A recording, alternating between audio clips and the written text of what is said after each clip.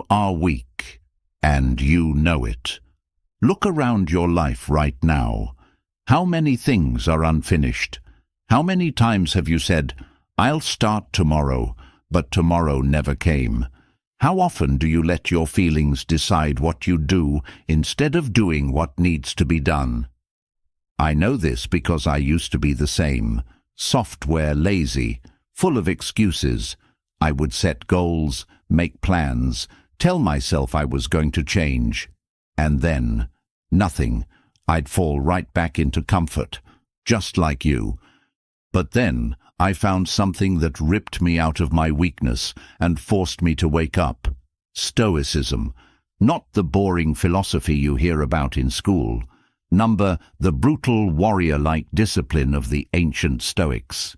The mindset that made men like Marcus Aurelius, Epictetus and Seneca unbreakable, even when life crushed them. The system that made them immune to suffering, excuses, and weakness. And when I applied it to my life, everything changed. Discipline stopped being a choice. It became my identity. I stopped waiting to feel motivated. I trained myself to obey, not negotiate.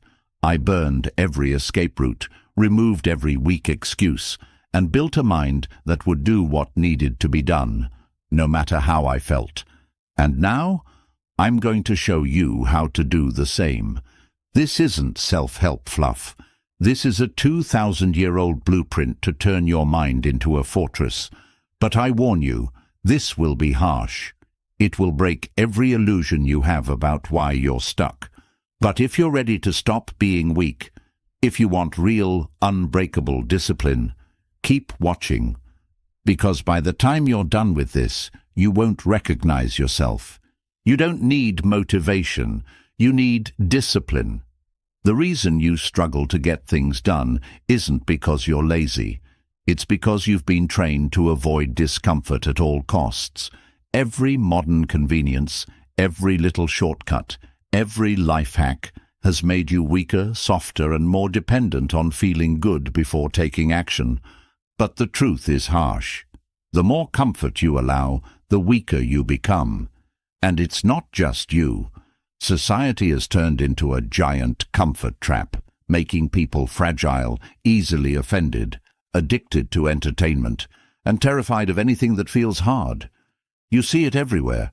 People who give up at the first sign of difficulty, who break down over minor inconveniences, who live their entire lives seeking ease instead of growth. And I was one of them. For years, I let comfort run my life. If something felt hard, I'd find an excuse to delay it. If I didn't feel motivated, I'd convince myself that today wasn't the right time. I didn't realize that every time I gave in to comfort, I was slowly killing my own potential. And if you're being honest with yourself, you're doing the same. But that changes now.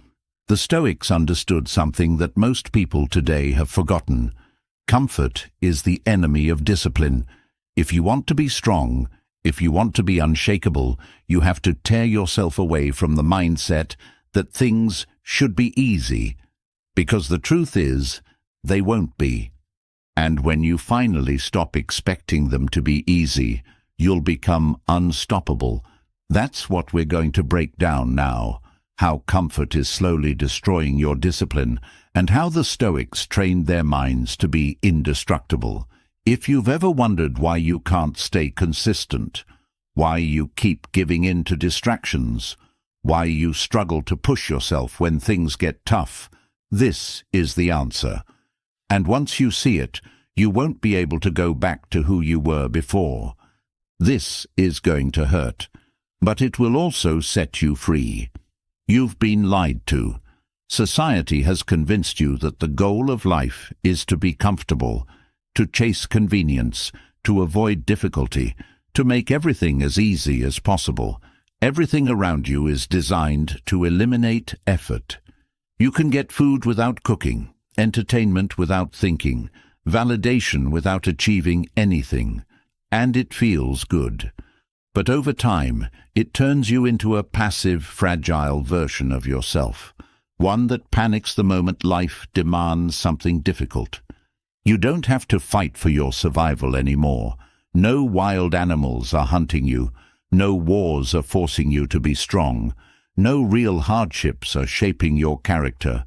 You wake up in a soft bed, reach for your phone, scroll through distractions, and let the world tell you what to think. Comfort has replaced challenge. Convenience has replaced effort. And because of that, you've lost something vital. The ability to endure, to push through, to dominate your own weaknesses. And it's not just you. Look around. Most people today can't even handle minor discomfort. They break down when things don't go their way. They need constant validation to feel okay. They're slaves to their cravings, their emotions, their impulses, because they've never had to fight against them. The Stoics understood something crucial. If you don't train yourself to handle discomfort, the world will break you. And right now, you're training yourself the wrong way. Every time you choose comfort over challenge, you're weakening your willpower, destroying your resilience, and making yourself easy to control. It's not just a bad habit, it's a disease, and it's time to cure it. The reason you struggle to be consistent, to push yourself, to do what needs to be done, even when you don't feel like it, it all comes down to how your brain has been wired. Every time you give in to comfort, your brain rewards you with a hit of dopamine. That's the same chemical that gets released when people take drugs. The more you indulge in easy pleasures, scrolling through social media, binge-watching shows, eating junk food, the more your brain becomes addicted to immediate gratification. This is why discipline feels impossible for so many people. Their brains have been trained to crave instant rewards instead of long-term progress. They want to feel good now, even if it destroys them later. The Stoics saw this weakness clearly. They knew that if you let pleasure control you, you become a slave to your own mind.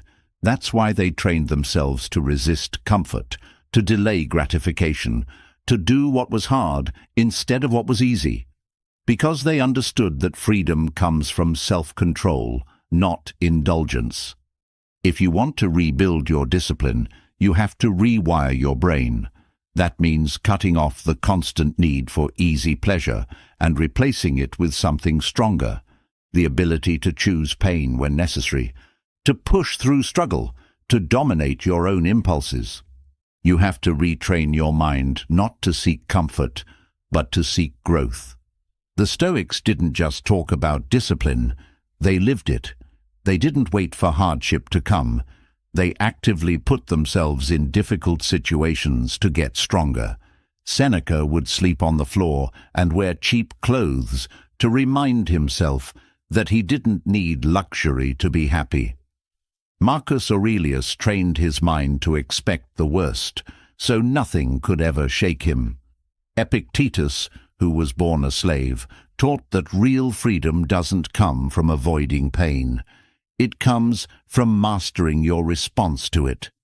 They didn't try to make life easier, they made themselves stronger. And that's what you have to do. Stop avoiding discomfort. Seek it. Go against the modern mindset that tells you to make things easy. Instead, train yourself to do the opposite, to walk into difficulty, to choose the harder path, to take on challenges when you don't have to. Every time you do something difficult, you break the chains of comfort that are holding you back. You prove to yourself that you are stronger than your cravings, stronger than your emotions, stronger than the weak version of you that wants to take the easy way out. There is no magic pill for discipline. There is no secret trick. There is only one harsh truth. You have to stop choosing comfort. If you keep waiting for the right moment to be disciplined, you will never become the person you want to be. The Stoics didn't wait for motivation. They acted every single day, whether they felt like it or not. That's what you need to do now. Because here's the truth. If you don't take control of your mind, someone else will. Society is designed to make you passive, to keep you addicted to ease, to turn you into a follower instead of a leader. And the only way to break free is to train yourself like a warrior, to build a mind that can't be broken, no matter what life throws at you.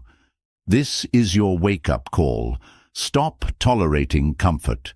Stop letting weakness win. Stop being the person who makes excuses instead of making progress. Because once you do, you will never be the same again. You've been lied to about discipline. People say, you just need motivation. Motivation is a scam. It's an unreliable friend who shows up when things are easy and disappears the moment you need it most. If you wait to feel like doing something, you will never get anything done. That's why most people stay stuck. They wait until they want to work out, until they feel ready to change their life, until they feel like being productive. And what happens? They wait forever. I used to be that person. I used to sit around thinking, I'll do it when I have more energy, or I just need the right mindset before I start. But that day never came. I was trapped in the same cycle of excuses, the same cycle of waiting for inspiration to hit me like a lightning bolt. But let me tell you something. Motivation is never coming to save you. If you rely on it, you will stay weak. You will stay the person who could have been great, but never was. The reason is simple. Discipline has nothing to do with how you feel. The Stoics understood this better than anyone. They didn't wait to be inspired to do hard things. They trained themselves to obey, to follow through, to act, not negotiate, with their own thoughts. There was no, do I feel like it today? There was only, it must be done, so I do it. That is how I had to train myself. And that is how you must train yourself, like a soldier. Not someone who follows their feelings, but someone who follows orders. Orders that come from within. You must become the commander of your own mind, where thoughts of hesitation, doubt, or weakness are ignored like background noise. Because when you master this, you will be unstoppable. You will no longer wake up debating whether you should work out or not. You will no longer delay tasks just because they feel overwhelming. You will no longer waste hours waiting for that magical spark of motivation to kick in. You will act because action is your default setting. The problem is, most people have spent their entire lives negotiating with themselves. They hear the alarm clock in the morning and ask themselves if they feel like getting up. They look at their to-do list and decide if they're in the mood to tackle it. They know what they should be doing, but they sit there, debating, bargaining, trying to find a way to make it easier.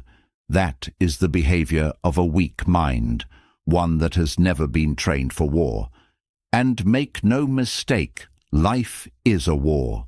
Every day your mind is at war with distraction, with temptation, with procrastination. If you don't have an army of discipline, you will lose. A soldier does not wake up and decide whether or not to follow orders. A soldier follows orders because that is the code. That is how they survive. That is how they win. This is exactly how I had to approach my own life.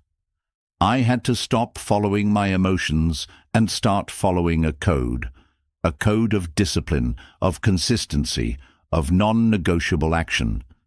My feelings didn't matter. Only my actions did. I won't lie to you. This was not easy. I had spent years being weak, years letting comfort run my life, and breaking that habit felt like war. But here's the truth. You don't need to be born disciplined. You become disciplined through relentless training, and that training starts with killing the voice inside your head that asks, "Do I feel like it?" When I started training my mind this way, everything changed. I stopped debating whether or not I should do what needed to be done. I just did it. Whether I was tired, whether I was in the mood, Whether it was raining, whether it was inconvenient, I acted anyway. I stopped negotiating with weakness, and once I reached that point, I became unstoppable. This is the real secret to discipline. It is not about fighting yourself every day. It is about eliminating the fight entirely. When a soldier trains, they do not sit around debating whether or not to run, to push, to fight. They do not wake up wondering if today is a good day to be disciplined. Their actions are drilled into them so deeply that hesitation does not exist. That is how you must train your own mind. Right now, you are used to operating based on feelings. If you feel tired, you rest. If you feel bored, you distract yourself. If something feels uncomfortable, you avoid it.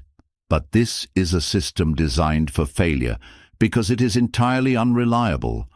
You cannot build a strong life on a foundation that constantly shifts. What you need is a system, a protocol of action that happens automatically without question. This is how elite warriors are trained. They do not rely on motivation. They do not rely on how they feel in the moment. They have trained themselves to act on command. And I had to do the same thing. I had to program myself to stop waiting, stop negotiating, stop making decisions based on emotions. My mind had to obey, not debate. Most people live their lives as slaves to their own emotions. They let their feelings determine what they do, and because of that, they stay stuck. They are inconsistent, unreliable, easily distracted. But those who break free from this trap, those who learn to act regardless of feelings, become unstoppable. The secret is this: discipline is about pre-deciding. If you wait until the moment of decision, you will always find an excuse. Your brain will always give you a reason to delay, to soften the edges, to convince yourself that skipping this one time won't matter. But if the decision is already made, if there is no debate, no hesitation, no option to back out, you will execute every single time. This is how the greatest warriors operate. They do not go into battle hoping they will be brave enough to fight. They have already made the decision. They know, without question, that when the moment comes, they will act. Their minds are conditioned to obey, not negotiate. If you want to develop unshakable discipline, you must do the same. You must train your mind like a soldier, strict, unwavering, absolute. There is no, "I don't feel like it." There is no, "I'll do it later." There is only, "It must be done now." That is the difference between those who achieve great things and those who live in regret. One group does what needs to be done, no matter how they feel. The other waits to feel ready, and they never do. I used to be in that second group, but once I stopped waiting and started executing, I broke free. I won't lie to you. There will be times when your body begs you to stop, when your mind tries to convince you that you deserve a break, that skipping one time won't matter. This is the weakness inside you trying to survive. And in that moment, you will have a choice. You can negotiate with it, entertain it, let it seduce you back into your old ways, or you can act anyway. And here is the truth. The more you act anyway, the stronger you become. Every time you push through resistance, you teach your mind that you are in charge, that you do not negotiate with laziness, that you do not tolerate weakness. Over time, hesitation disappears. You reach a point where your mind is no longer your enemy. It becomes your greatest weapon. This is what true discipline looks like. It is not glamorous. It is not about morning routines or motivational speeches or tricks to make things easier. It is about hard, relentless, consistent action. It's about training your mind to execute, whether it wants to or not. At the end of the day, no one is coming to force you to be disciplined. No one will drag you out of bed. No one will hold your hand and make sure you follow through. It is you, and only you. Either you take control now, or you live the rest of your life as a slave to your weakest self. The choice is yours. But understand this: discipline is not about what you feel. It is about what you do. You have no excuse left. You know discipline is not about motivation. You know action is the only way forward. But here's the truth: most people will never accept. Even if you understand this, even if you train yourself to act without hesitation, none of it matters if you don't take full responsibility for your own life. This is where most people fail. They wait. They wait for someone to push them, to believe in them, to help them, to guide them. They wait for the right circumstances, the right timing, the right support system, and while they wait, life passes them by. They spend years blaming others, blaming their past, blaming external forces, convincing themselves that their failures are not their fault. And the more they do this, the more powerless they become. I used to be one of those people. I had excuses for everything. If something went wrong, it wasn't because of me. It was because of the situation, the bad luck, the unfair system, the people who didn't support me.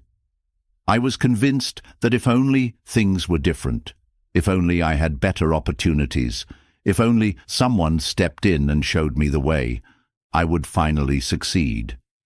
But that was a lie. No one was coming to save me, and no one is coming to save you. This was the hardest lesson I ever had to learn, because once I truly understood it, there was no more room for complaining, no more room for self-pity, no more blaming anything or anyone. I had to face the cold, unforgiving truth that if I wanted my life to change, it was up to me. Every single problem, every failure, every weakness, I owned it. The moment I stopped looking for outside solutions and took full control of my actions, my thoughts, my discipline, everything changed. But most people will never do this. They are addicted to blaming something outside themselves. It's easier to say, "I don't have enough time." It's easier to say, "People don't support me." It's easier to say, "The system is unfair."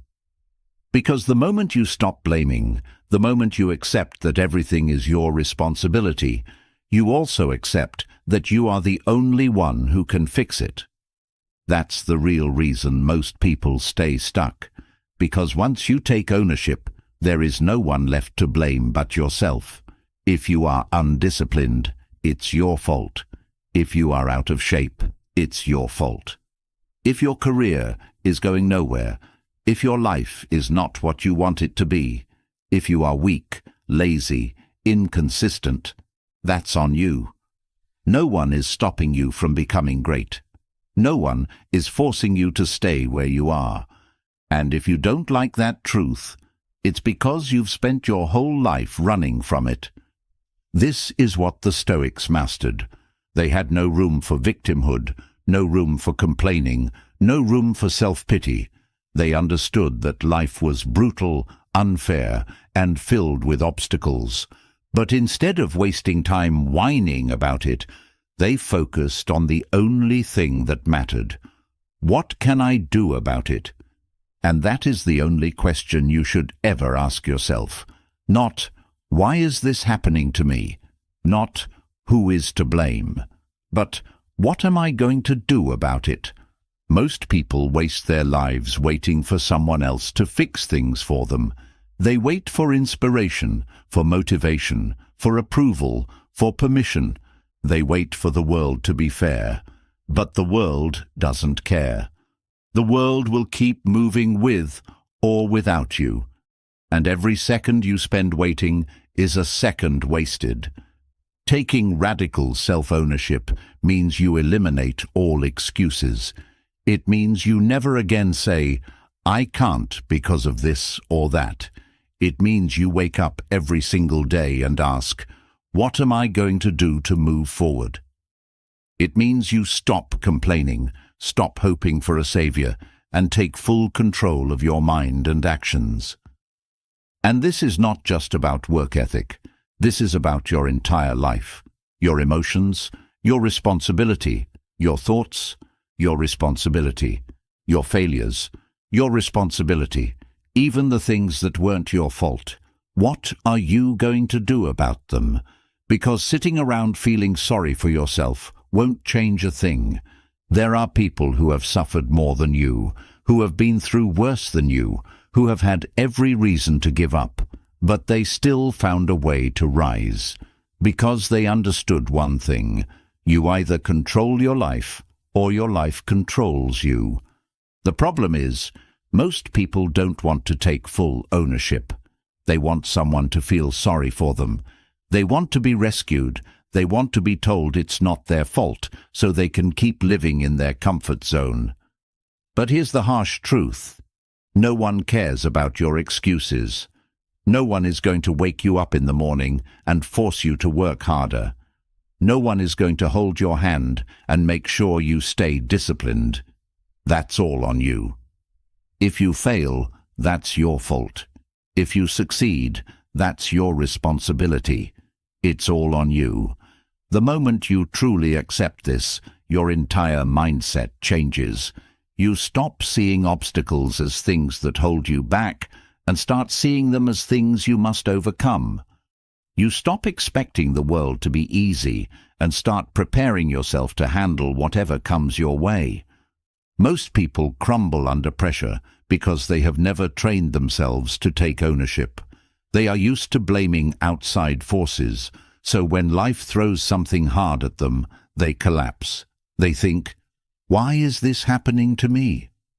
Instead of thinking, "What do I do next?" That's why radical self-ownership is the most powerful mindset you can have, because once you own everything, your actions, your failures, your mindset, you become untouchable. You stop wasting energy on things you can't control. You stop feeling helpless because you realize you are never helpless. You always have control over how you respond, how you think, how you move forward. And when you live this way, excuses stop existing. You don't wait for a better mood to start working. You don't blame the situation when things get hard. You don't sit around hoping that one day you'll feel ready. You take action every single day. It doesn't matter where you come from. It doesn't matter what obstacles you've faced. It doesn't matter how unfair life has been to you. What matters is what you do next. And if you keep waiting for someone to save you, you will be waiting forever. No one is coming to push you. No one is coming to make sure you stay disciplined. No one is going to do the work for you. This is your life. You either take control of it or you let it slip away. The choice is yours. But if you want to be strong, if you want to be disciplined, if you want to live the life you were meant to live, you must accept one thing. It's all on you. You already know that no one is coming to save you. You already understand that your life is in your hands. But there's still something holding you back. Something so toxic, so addictive, that it keeps even the smartest, strongest people stuck in a cycle of failure. Self-pity. Self-pity is the disease that destroys potential before it even has a chance to grow. It convinces you that your struggles are unique, that life is unfair to you specifically, that you are somehow a victim of forces beyond your control. It makes you believe that because things are hard, you have the right to stop trying. It whispers in your ear that you deserve sympathy, that you deserve an easier road, that you deserve to be comforted instead of challenged. And the worst part, it feels good. That's why people cling to it. Self-pity gives you an excuse. It lets you avoid responsibility. It allows you to sink into your weaknesses and get rewarded for it. People will listen. They will comfort you. They will tell you that you're right, that it isn't your fault, that you're justified in doing nothing, and before you know it, you've built your entire identity around your struggles instead of your strength. I know because I used to do it. I used to sit in my misery and tell myself that my situation was worse than everyone else's. I would focus on every unfair thing that had ever happened to me, replaying my failures like a movie on repeat. And I convinced myself that because I had struggled, because I had suffered, I deserved something in return. I deserved success. I deserved recognition. I deserved an easier path. But what I didn't realize is that the world doesn't care. The world does not reward you for suffering. It rewards you for what you do despite suffering. That is why self-pity is so dangerous. It keeps you looking backward instead of forward. It makes you weak. And weakness invites more suffering. The more you sit in self-pity, the worse your situation becomes. The less action you take, the more you convince yourself that you are a victim, and before you know it, your mind is completely poisoned. The Stoics knew this. That's why they never allowed themselves to fall into the trap of feeling sorry for themselves. They knew that hardship was part of life.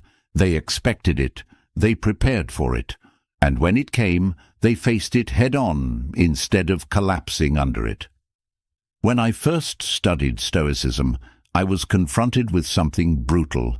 No one was responsible for my pain but me. Yes, bad things had happened to me. Yes, life had been unfair. But my reaction to it, that was mine. And for the first time in my life I had to face the truth. I was the reason I was stuck. Not my past, not my circumstances, not other people. And that realization changed everything. Because if I was the problem, I was also the solution. I stopped feeling sorry for myself. I stopped telling my story like I was some tragic hero in a movie, waiting for a rescue that was never coming. I stopped expecting people to care about my excuses. And instead, I took action. Self-pity is a choice. You either feed it or you starve it. And the more you starve it, the stronger you become. The only way to kill self-pity is through extreme accountability. The Stoics believed that no matter what happened, you were responsible for how you responded. That means no blaming, no complaining, no waiting for someone else to fix things. Just brutal, relentless ownership of every thought, every action, every failure. Most people don't want to do this. They like their self-pity. They like feeling like the world owes them something. But that is weakness disguised as comfort, and if you allow it to stay, it will rot your potential from the inside out. The problem with self-pity is that it always wants more. It doesn't just want to exist, it wants to take over. It starts as a thought, then becomes a habit, then becomes who you are. You start identifying as someone who has been wronged, someone who is unlucky, someone who is trapped. And before you even realize it, you have completely given up your power. That's why I had to stop. That's why you have to stop. Because self-pity is the greatest thief of all. It steals time, energy, and opportunity. It takes away your ability to fight, your ability to push through, your ability to grow. It keeps you locked in the past, endlessly replaying the same story instead of writing a new one. The reason Stoicism is so powerful is because it refuses to accept this kind of weakness. It forces you to confront yourself in ways that most people never will. It demands that you stop expecting fairness and start expecting hardship. That you stop looking for comfort and start looking for challenge. Because the moment you do that, everything changes. When you stop feeling sorry for yourself, you start taking action. When you stop seeing yourself as a victim, you start becoming a leader. When you stop waiting for life to be easier, you become stronger. But you have to make the decision. No one else is going to do it for you. No one else can pull you out of self-pity. You have to be the one to cut it off at the root. And that means training your mind every single day to reject weakness, to reject excuses, to reject the soft, easy path that leads nowhere. I won't lie to you. This is not easy. It is much easier to sit in your sadness and tell yourself that you have no control. It is much easier to find people who will validate your pain instead of push you to move forward. It is much easier to choose comfort over accountability. But easy is what got you here in the first place. If you want to break out of the cycle, you have to do what is hard. You have to hold yourself accountable at a level that most people never will. You have to stop explaining your failures and start fixing them. You have to stop repeating the same complaints and start changing your actions. The next time you hear yourself complaining about something, stop. Cut yourself off. Ask yourself one thing: what am I going to do about it? If the answer is nothing, then you have no right to complain. If you are not willing to take action, then you are choosing to stay where you are. And if you are choosing to stay where you are, then you do not get to feel sorry for yourself. That is the brutal reality of self-accountability, and that is the only way out.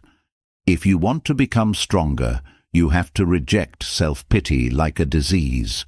You have to treat it as the enemy, because that is exactly what it is. It will whisper to you. It will try to pull you back in. It will tell you that it's okay to feel bad for yourself just this once. But you must say no. You must recognize it for what it is, a trap designed to keep you weak. And you must fight it with everything you have. Because the second you do, you will feel something that self-pity could never give you. Power. Real power. The power of knowing that no matter what happens, no matter what obstacles come your way, you will not break. That is what the Stoics knew. That is what I learned. And that is what you must embrace if you want to be free. Excuses are just dressed-up lies. They feel real, they sound reasonable, and they make you believe that waiting is the smart thing to do. But deep down, you know the truth. Every time you let an excuse stop you, you are choosing weakness over action. You already know self-pity is poison. You already know that waiting for the right moment is an illusion. So what's left? Action. But not just any action. Relentless, disciplined, excuse-free action. The kind that moves forward no matter the circumstances, no matter the obstacles, no matter how you feel. This is what separates those who achieve from those who stay stuck. The world is filled with people who could have done something great, but didn't. They had potential, they had dreams, they had ideas, but they let hesitation, doubt, or fear win. They waited for motivation. They waited for the perfect time. They waited until things felt just right, and they waited so long that they accomplished nothing. I refuse to be one of those people, and if you want to live a life of discipline, neither can you. This is where the philosophy of do it anyway comes in. It is the cure for hesitation. It is the answer to every excuse your mind tries to give you. It is what separates those who take control of their destiny from those who waste their lives explaining why they never got started. The Stoics mastered this mindset. They didn't just accept hardship, they acted in the middle of it.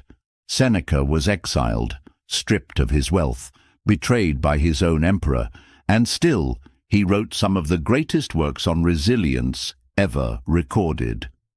Epictetus was born a slave, lived with a crippled leg, endured years of suffering, and still he became one of the most powerful philosophers in history.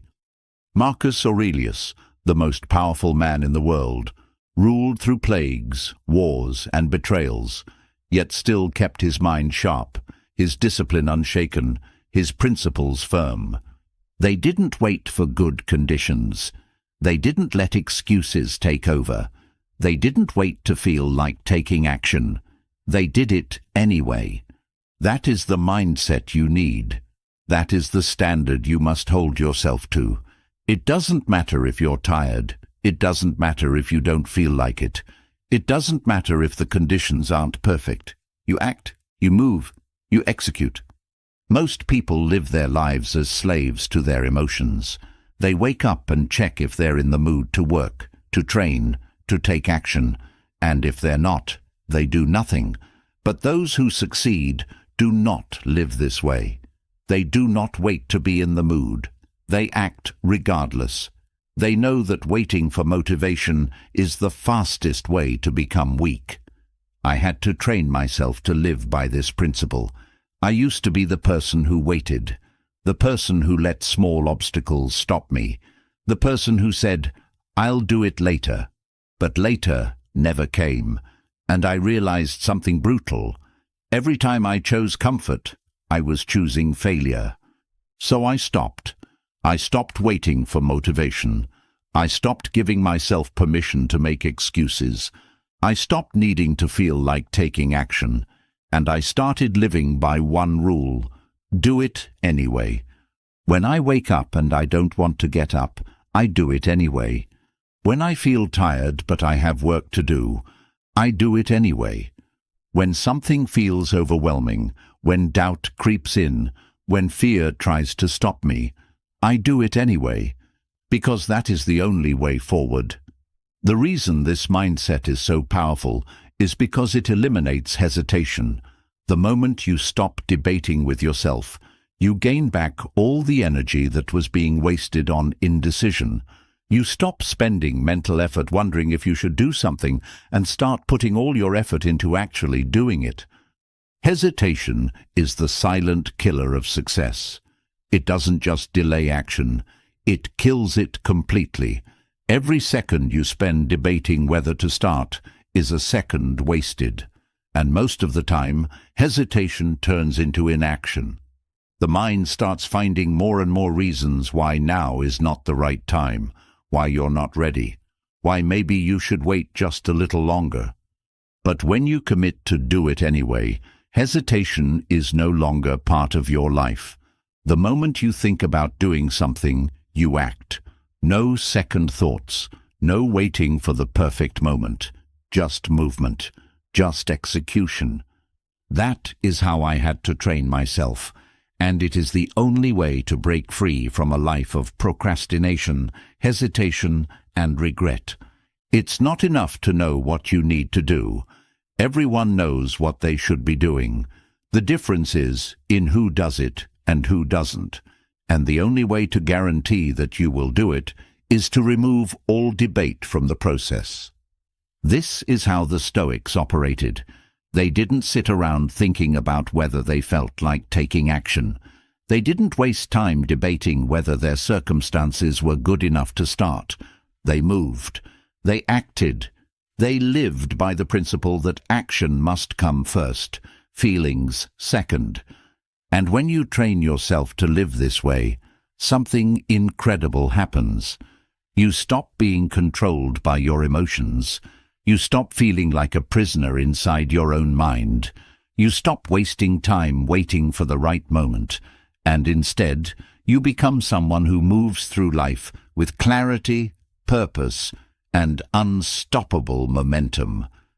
Most people are exhausted not because they work too hard, but because they hesitate too much. Their energy is drained by indecision, by second-guessing, by constantly battling themselves over whether to take action. But when you cut hesitation out completely, you are free. The power of do it anyway is that it forces you to become a person of action. It forces you to be disciplined even when you don't feel like it. It forces you to live at a higher level than most people ever will. And the best part? The more you do it, the easier it gets. The first few times, it's hard. You will feel resistance. Your mind will try to pull you back into old habits. It will tell you that just this once, you can skip it. that it's okay to take it easy. But the more you override that voice, the weaker it gets, and the stronger you become. Until one day, you don't even hesitate anymore. You just act. And when you reach that point, when taking action becomes second nature, you will realize something incredible. Nothing can stop you. Not fear, not doubt, not circumstances, not emotions, because you have trained yourself to move forward no matter what. This is what separates those who accomplish from those who stay stuck. This is what separates those who take control of their lives from those who waste them. And this is the mindset that will make you unbreakable. Do it anyway, every single time. No excuses, no hesitation, no debate. Because in the end, there are two kinds of people in this world, those who wait and those who act. And only one of them wins. You already know that action is everything. You already know that hesitation is the enemy. But even if you take action, even if you force yourself to move forward, there is one thing that can still break you: your emotions. Most people don't fail because of external circumstances. They fail because they are mentally weak. They let their emotions control them. They let frustration, anger, sadness, and doubt dictate their actions. And because of that, they stay stuck. They give up when things feel too hard. They break under pressure. They let their feelings override logic, discipline, and progress. I used to be one of those people. No matter how much I wanted to be disciplined, I kept finding myself dragged down by my own emotions. If I felt unmotivated, I slowed down. If I felt frustrated, I got discouraged. If something felt unfair, I wasted time complaining about it. It wasn't external obstacles stopping me. It was my own mind. And I realized something brutal. If I wanted to be strong, I had to train myself to stop reacting like a weak person. I had to develop emotional resistance. I had to build mental calluses that made me unshakable.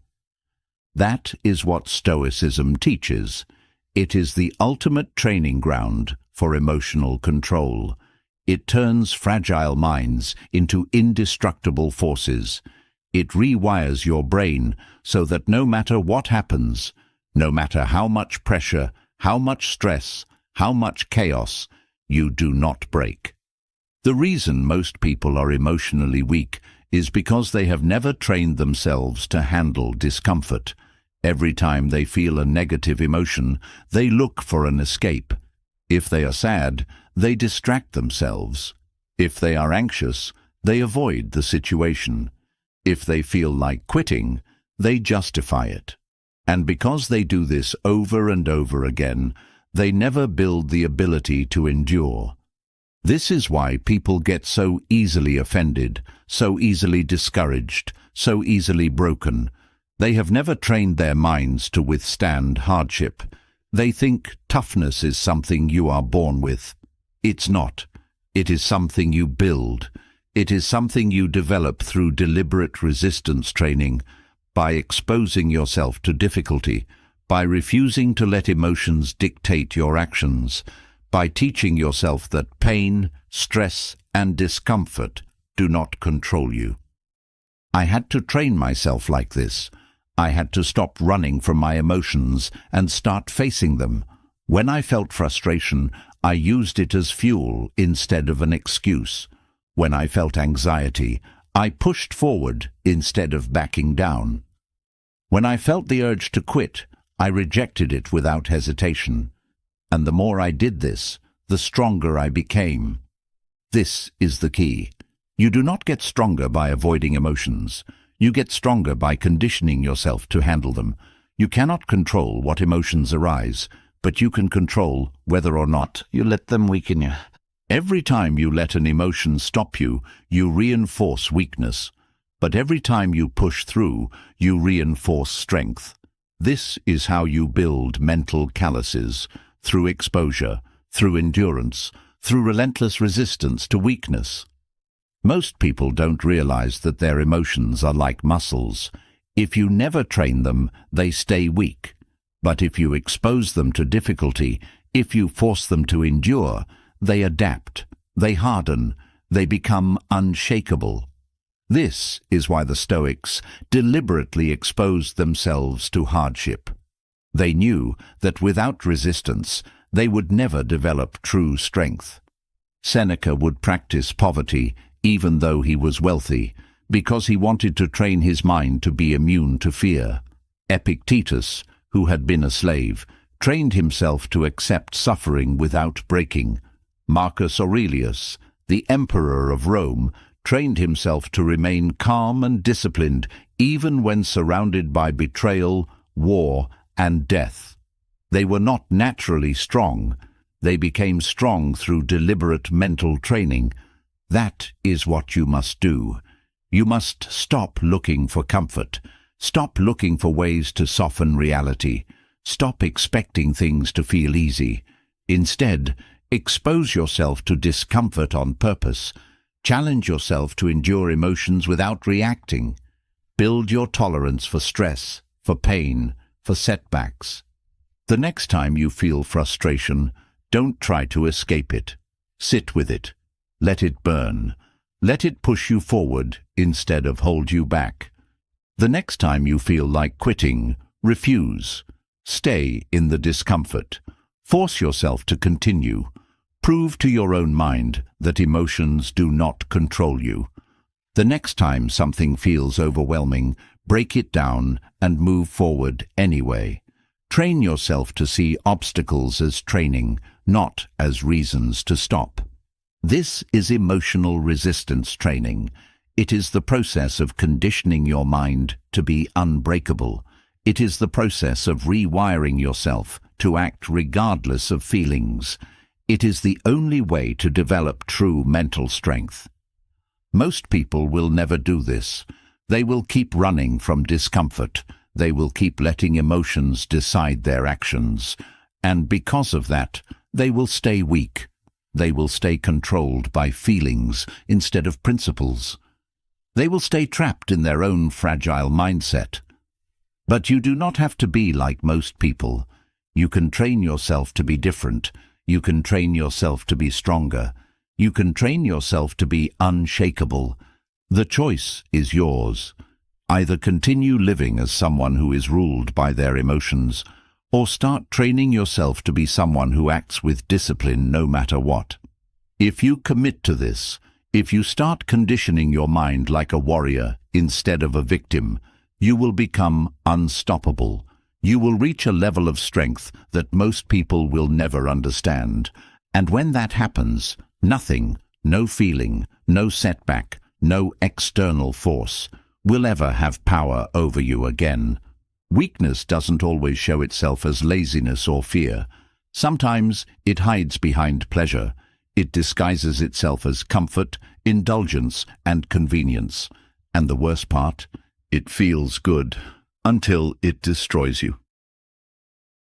You already know how dangerous emotional weakness is. You've already seen how hesitation, doubt, and fear hold you back. But now you have to face something even more deceptive: self-indulgence, the silent killer of discipline, the slow poison that weakens your mind, your body, and your future. The greatest enemy of strength isn't hardship. It's pleasure without restraint. Most people don't even realize they are trapped. They don't see self-indulgence as a problem. They tell themselves they deserve it. They tell themselves they are just enjoying life.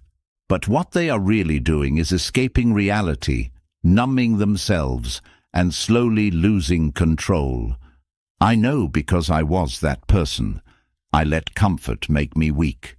I gave in to every small craving, every unnecessary luxury, every distraction that felt good in the moment, and I convinced myself it was harmless. But over time, I noticed something. The more I indulged, the harder it became to be disciplined. The more I gave in, the weaker I became. Self-indulgence is not just about food, money, or entertainment. It is about anything that prioritizes temporary pleasure over long-term strength. It is the need for comfort at all costs. It is the addiction to ease. And it is the reason why most people never achieve anything great. Stoicism is brutal in its rejection of self-indulgence because it understands one thing: pleasure, when uncontrolled, is more dangerous than pain. Pain forces you to grow, but pleasure, when abused, makes you soft. It makes you lose urgency. It makes you dependent on things that do nothing for your mind, your body, or your future. And worst of all, the more you indulge, the harder it is to stop. Self-indulgence is a slow suicide. It doesn't kill you immediately, but it erodes your willpower, your focus, and your resilience little by little. It makes you more fragile, more dependent, more easily broken. Until one day you wake up and realize that you have lost control. The reason this happens is simple. Your mind adapts to whatever you give it. If you constantly seek comfort, it will expect comfort. If you constantly chase pleasure, it will demand more of it. If you keep feeding your cravings, they will grow stronger. And before you know it, you are no longer in charge. Your impulses are. That is why Stoicism demands discipline. It demands restraint. It demands that you train yourself to resist pleasure, not because pleasure is evil, but because letting pleasure control you is the fastest way to become weak. Marcus Aurelius, a man who had access to more wealth, power, and luxury than anyone else, rejected indulgence at every turn. He knew that pleasure was the greatest threat to his discipline. He knew that the moment he let himself become soft, he would no longer be capable of leading, of enduring, of staying sharp. Seneca warned about the dangers of excess. He saw firsthand how people who had everything were often the most miserable, the most lost, the most undisciplined, because they had never trained themselves to endure without it. They had never learned to control their desires, and because of that, their desires controlled them. Epictetus, who was born a slave, understood better than anyone that freedom does not come from having more, but from needing less. He saw indulgence as a prison, a trap that kept people enslaved to their cravings, their comforts, their weaknesses. And this is the harsh truth. If you cannot say no to pleasure, you are not free. You are a slave to whatever feels good in the moment. You are ruled by your lowest impulses instead of by your highest goals. And that is the path to failure. Breaking free from self-indulgence is not easy, because pleasure is addictive. It rewards you instantly. It gives you a momentary high, and it makes you forget, just for a second, that you are avoiding the real work. But if you want to be strong, if you want to be disciplined, if you want to take full control over your life, you must learn to resist it. The first step is awareness. Stop lying to yourself. Stop justifying unnecessary indulgence as self-care, as a reward, as something you deserve. Be honest. Ask yourself, is this making me stronger, or is this making me weaker? If the answer is weaker, cut it out. The second step is practice. Resisting pleasure is a muscle. If you never train it, it stays weak. But the more you deny yourself unnecessary indulgence, the stronger your willpower becomes. Say no to the extra food you don't need. Say no to the distractions that waste your time. Say no to the luxuries that make you soft. And every time you do, you are training yourself to be stronger. The third step is embracing discomfort. Most people indulge not because they need to, but because they are running from discomfort. They are running from boredom, from stress, from anything that requires effort. But the more you run from discomfort, the weaker you become. The solution is to lean into it, to train yourself to be comfortable with being uncomfortable. The final step is to change your relationship with pleasure. The goal is not to eliminate all joy from life.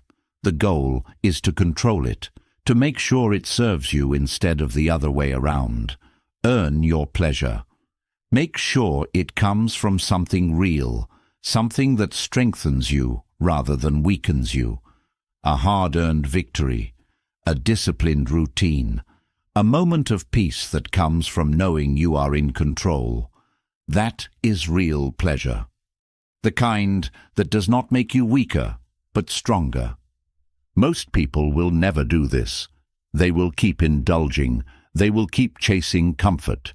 They will keep convincing themselves that they can have discipline and indulge in everything they crave, and they will fail. But if you have read this far, you are not like most people. You are not looking for the easy way out. You are looking for strength, for control, for mastery over yourself. And that means you must reject the comfort that weakens you. You must stop feeding your impulses. You must train yourself to be disciplined, not just in hardship, but in pleasure. Because in the end, the strongest people are not those who have the most, but those who need the least. The most powerful person is the one who can walk away from anything that does not serve their mission. The one who can resist temptation without hesitation. The one who does not let cravings decide their actions. That is the person you must become. The one who is in full control. The one who does not need to escape through indulgence, because they have already built a life they do not need to escape from. Self-indulgence is slow suicide, and the only way to stop it is to fight against it every single day. To train yourself, to resist, to build discipline so strong that nothing, no comfort, no pleasure, no craving, can ever control you again. You already know that self-indulgence is a slow death. You've seen how comfort, pleasure, and waiting for the right moment turn people into weak versions of themselves. But there is one final illusion that still traps most people. The belief that there is time. Time is the greatest lie you tell yourself. You think you have time to start later.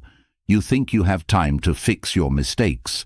You think you have time to waste another day, another week, another year. But you don't. Most people live as if they are guaranteed more time. They make excuses. They delay action.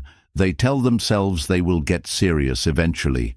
And before they know it, their life is gone, wasted in a series of tomorrows that never came. The Stoics understood this better than anyone. That is why they trained themselves to see every day as if it were their last. Because when you live with the knowledge that your time is running out, everything changes. Your excuses disappear. Your hesitation vanishes. Your priorities become sharp. I had to learn this the hard way. I spent years thinking I had time. I waited. I delayed. I let days pass without urgency. And then I looked back and realized how much I had lost. Not because something stopped me, not because I wasn't capable, but because I was living under the illusion that there would always be more time. That is why I started following what I call the dead man's rule. It is a mental exercise that kills every excuse instantly. It is the idea that you are already gone, and every second you have right now is a gift you were never supposed to have. If you had already died, what would you give for one more day? If you had been taken away too soon, what would you do differently? How much urgency would you feel? How little would your fears and hesitations matter? That is how you must live. Not tomorrow, not someday, right now. The reason people waste their lives is because they believe they will always have more of it. They let themselves get caught in the small, meaningless distractions. They let themselves wait until they feel ready. They act like time is on their side. But the truth is, you do not control how much time you have. You do not know how many days, months, or years are left. And if you don't act with urgency now, you never will. The Stoics had a phrase for this: memento mori. Remember, you must die, not in a poetic, abstract way. In a real, undeniable way, the same fate awaits you as it does everyone else. The only difference is how you use the time you have left. This is the secret weapon against every excuse. You don't have time to overthink. You don't have time to delay. You don't have time to let small distractions pull you away from your mission. You must act now. Most people do not live. They exist. They go through their days passively, waiting for something to happen, waiting for a sign, waiting for the right conditions, and then they die without ever truly living. You cannot be one of those people. You must train yourself to see life for what it is, a limited, fragile, unpredictable gift. And that means you must act now, not when you feel like it, not when it's easy, now. When I started practicing this mindset, my entire approach to life changed. The things I was once afraid of doing became urgent. The distractions that once pulled me in seemed ridiculous. The hesitation I once felt vanished, because none of it mattered anymore. The only thing that mattered was what I was doing in this moment. Every second wasted is a second you will never get back. Every excuse you make is a moment you could have used to build, to create, to push forward. Every delay is a decision to let time slip through your fingers. You may think you have years ahead of you, but what if you don't? What if this is all you get? What if this was your last chance to do something meaningful, to become the person you were meant to be? That is the mindset that separates those who take control of their lives from those who waste them. You don't have time to argue with yourself. You don't have time to be scared. You don't have time to entertain weakness. You must act.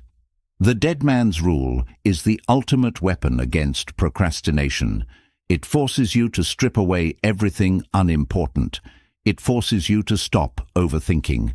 It forces you to move before you have time to hesitate. Most people say they want to change. They say they want to be stronger, more disciplined, more focused. But they don't act like it. They live like there will always be a second chance, another opportunity, another tomorrow. But the harsh truth is this: there is no tomorrow. There is only right now. If you are waiting for something to push you, this is it. If you are waiting for a sign, this is it. If you are waiting for the right time, it has already passed. Nothing will change until you decide to act. Nothing will happen until you start moving. Nothing will be different unless you make it different, right now. So stop waiting. Stop pretending that life will wait for you to be ready. Stop living as if you have unlimited chances. Because the moment you truly understand that you are already dead, you will finally start living. You have already seen how time is not guaranteed. You have already learned that waiting is the most dangerous mistake you can make.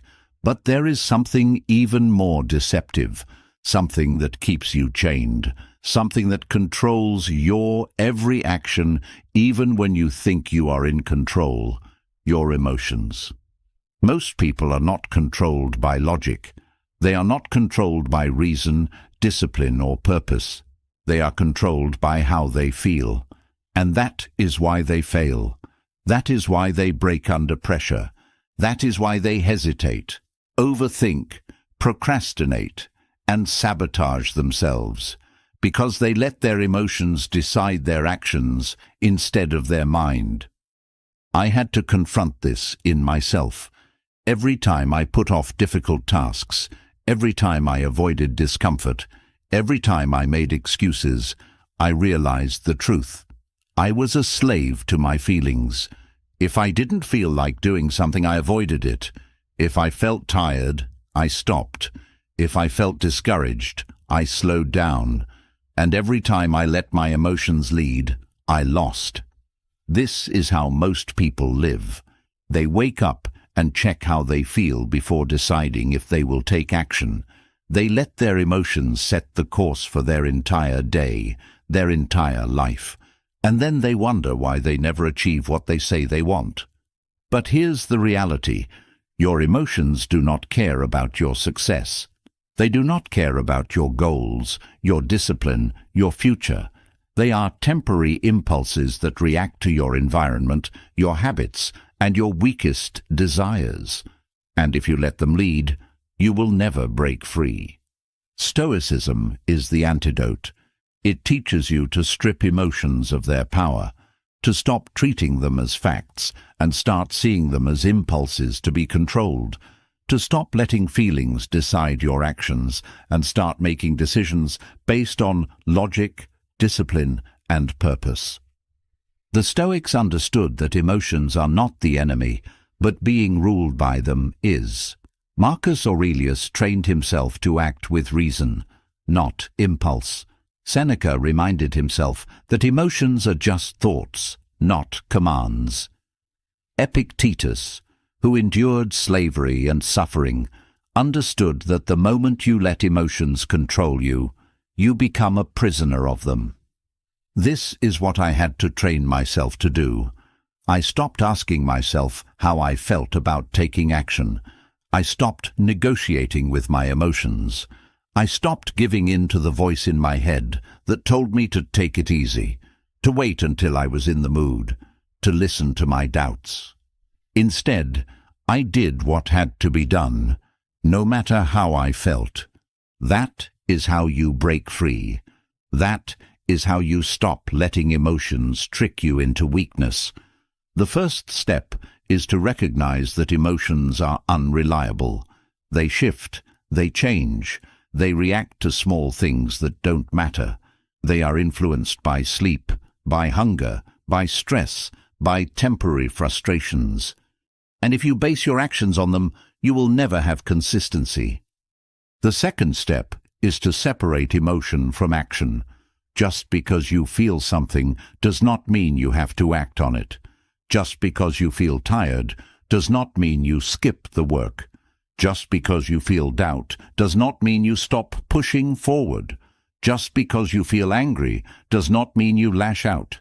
Emotion is separate from action, and once you understand this, you become untouchable. The third step is to train yourself to act against your feelings. This is where real strength is built. When you don't feel like doing something, but you do it anyway. When you feel fear, but you push forward anyway. When you feel discouraged, but you keep going anyway. Every time you act against your emotions, you weaken their control over you. Most people will never do this. They will keep being pulled by their moods. They will keep letting temporary emotions sabotage permanent progress. They will keep making decisions based on how they feel in the moment, rather than what actually matters. But you do not have to be like them. You can train yourself to be stronger. You can teach yourself to override emotion with discipline. You can break free from the mental chains that keep most people stuck. When you wake up in the morning, stop asking yourself how you feel. Stop looking for motivation. Stop waiting to be in the right mood. Instead, ask yourself one question: what needs to be done? And then do it. If you live this way, you will be unstoppable, because nothing, no feeling, no doubt, no hesitation will ever have power over you again. You already know that emotions are deceptive. You've seen how they pull people away from discipline, making them weak, inconsistent, and easy to break. But there is something even more dangerous: our addiction to comfort. Comfort is the silent killer of strength. It whispers in your ear, telling you to take it easy, to avoid hardship, to stay in the warmth of safety. And the more you listen to it, the softer you become, the weaker your mind grows. the more fragile you become in the face of real challenges. I had to face this truth myself. I used to think that as long as I was disciplined, as long as I showed up and did what needed to be done, I was strong. But I was still protecting myself from discomfort. I still avoided suffering whenever I could. I still made things easier when I had the choice. And what I didn't realize was that every time I avoided hardship, I was reinforcing weakness. The Stoics knew this. That is why they deliberately sought out difficulty. They practiced hardship on purpose, not because they enjoyed suffering, but because they understood a brutal reality. If you do not expose yourself to discomfort, you will never be strong enough to handle real adversity. Most people avoid pain. They run from struggle. They build their lives around convenience, around minimizing stress, around keeping things as easy as possible, and then they wonder why they collapse when life becomes difficult. But I refuse to live that way, and so should you. The only way to become unbreakable is to seek out discomfort before life forces it upon you, to expose yourself to hardship on purpose, to train your mind and body to endure suffering so that when real challenges come, you do not break. This is not just a mindset. It is a practice. It is something you must do every single day. You must choose to step into discomfort. You must choose to push beyond what is comfortable. You must choose to do things the hard way, even when the easy way is available. Because every time you avoid discomfort, you are training yourself to be weaker. And every time you embrace it, you are forging an unshakable mind. This is why the Stoics would sleep on the floor, even when they had a bed. This is why they would go days without food, even when they had plenty. This is why they would expose themselves to cold, to hunger, to exhaustion. Not because they had to, but because they knew that voluntary hardship makes you indestructible. I had to rewire my own mind for this. I had to stop running from things that were difficult. I had to start putting myself in situations that tested me, and what I found was something powerful. Discomfort is not the enemy. Avoiding discomfort is. The first step is simple. Do not take the easy path when a harder one is available. If you have the choice between convenience and effort, choose effort. If you can take a shortcut or do things the right way, do them the right way. If you can stay in your comfort zone or push into something that scares you, push forward. Most people will never do this. They will keep looking for comfort, for security, for ease, and they will never understand why they feel weak. But you are not most people. You are not here to be comfortable. You are here to be strong. And that means you must train yourself deliberately to endure, to push through pain, to stay in discomfort without breaking, to develop a mindset that is so powerful, so unshakable, that no hardship, no suffering, no challenge will ever stop you. This is not about punishing yourself. It is about preparing yourself. It is about making sure that when life tests you, you do not collapse like everyone else. Because life will test you, and if you have not trained yourself to endure, you will fail. Start now. Do something today that makes you uncomfortable. Train your mind to resist ease. Step into difficulty on purpose. Because the harder you make yourself now, the less anything in this world can ever break you. Comfort is not just about physical ease. It is also about the people, habits, and distractions that keep you soft. You already know that avoiding discomfort makes you weak. But there is something even more insidious, surrounding yourself with weakness and thinking it won't affect you. I had to learn this the hard way. I thought I could be disciplined while still keeping people in my life who made excuses. I thought I could build mental toughness while still engaging in habits that drained my willpower. I thought I could become stronger while keeping one foot in the world of weakness. But I was wrong. Everything you allow into your life either strengthens you or weakens you. There is no neutral. The people around you, the habits you engage in, the things you consume, they are either making you harder, sharper and more disciplined, or they are softening you, dulling your edge, and pulling you into mediocrity. The Stoics understood this. That is why they practiced the ruthless art of self-exile. They removed anything and anyone that made them weaker.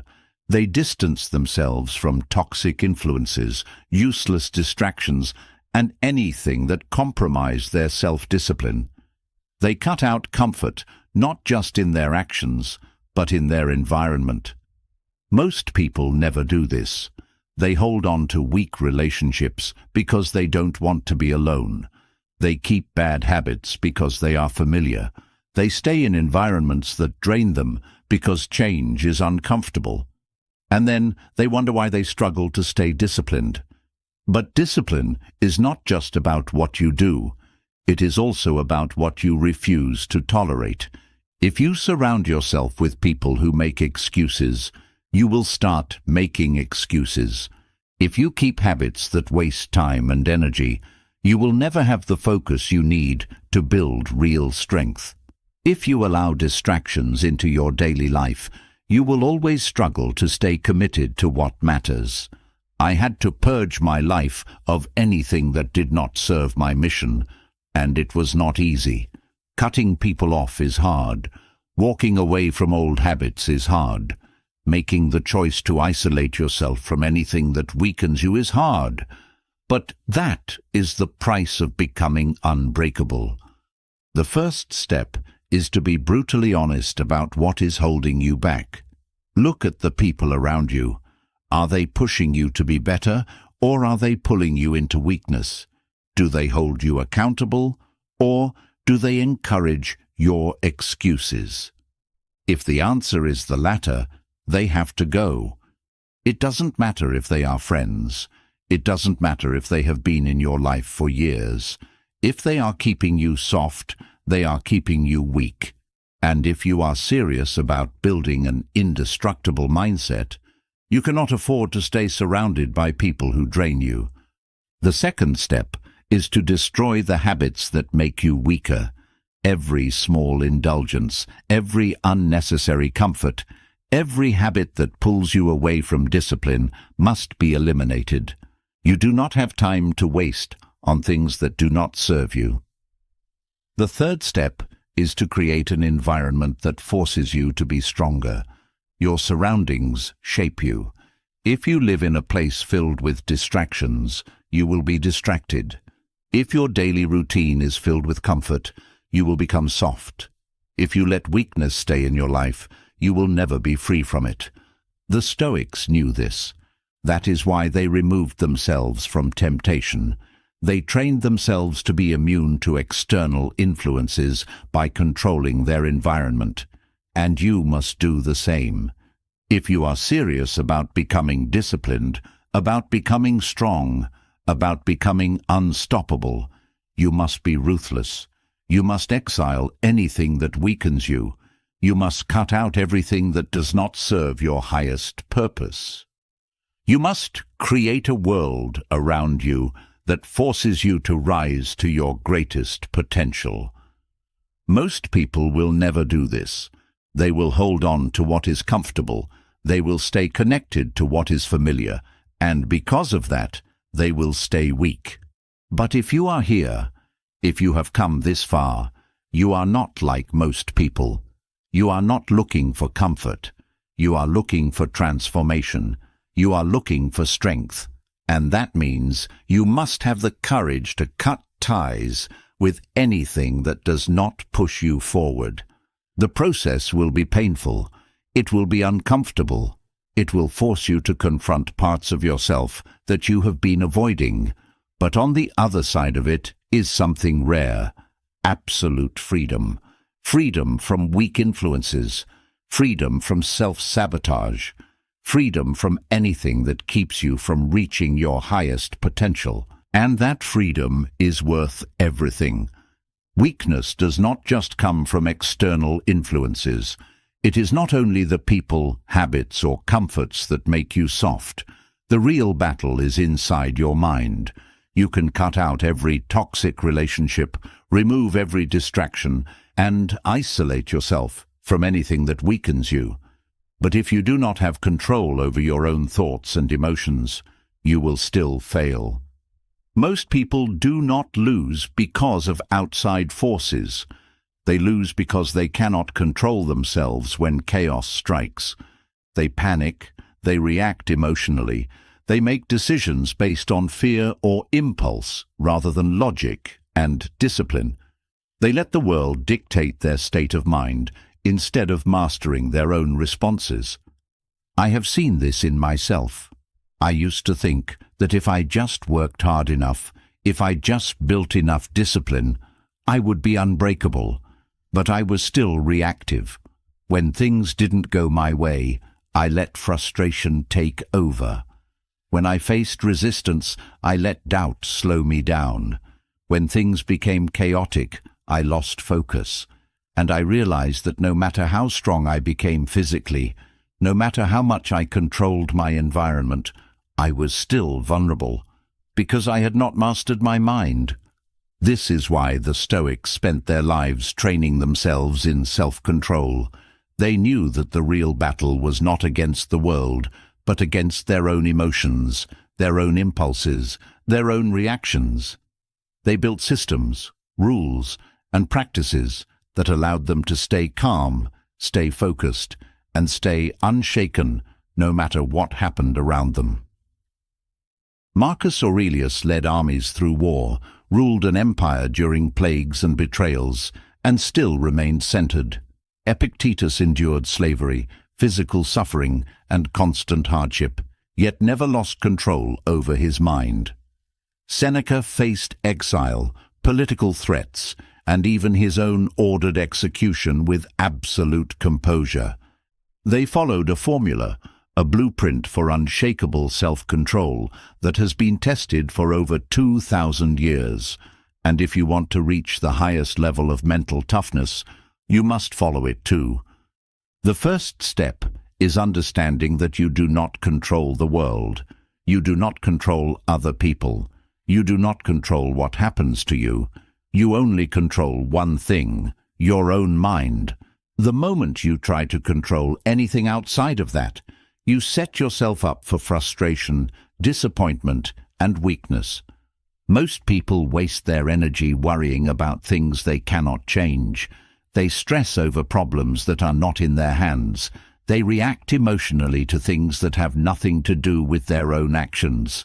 This is the first failure.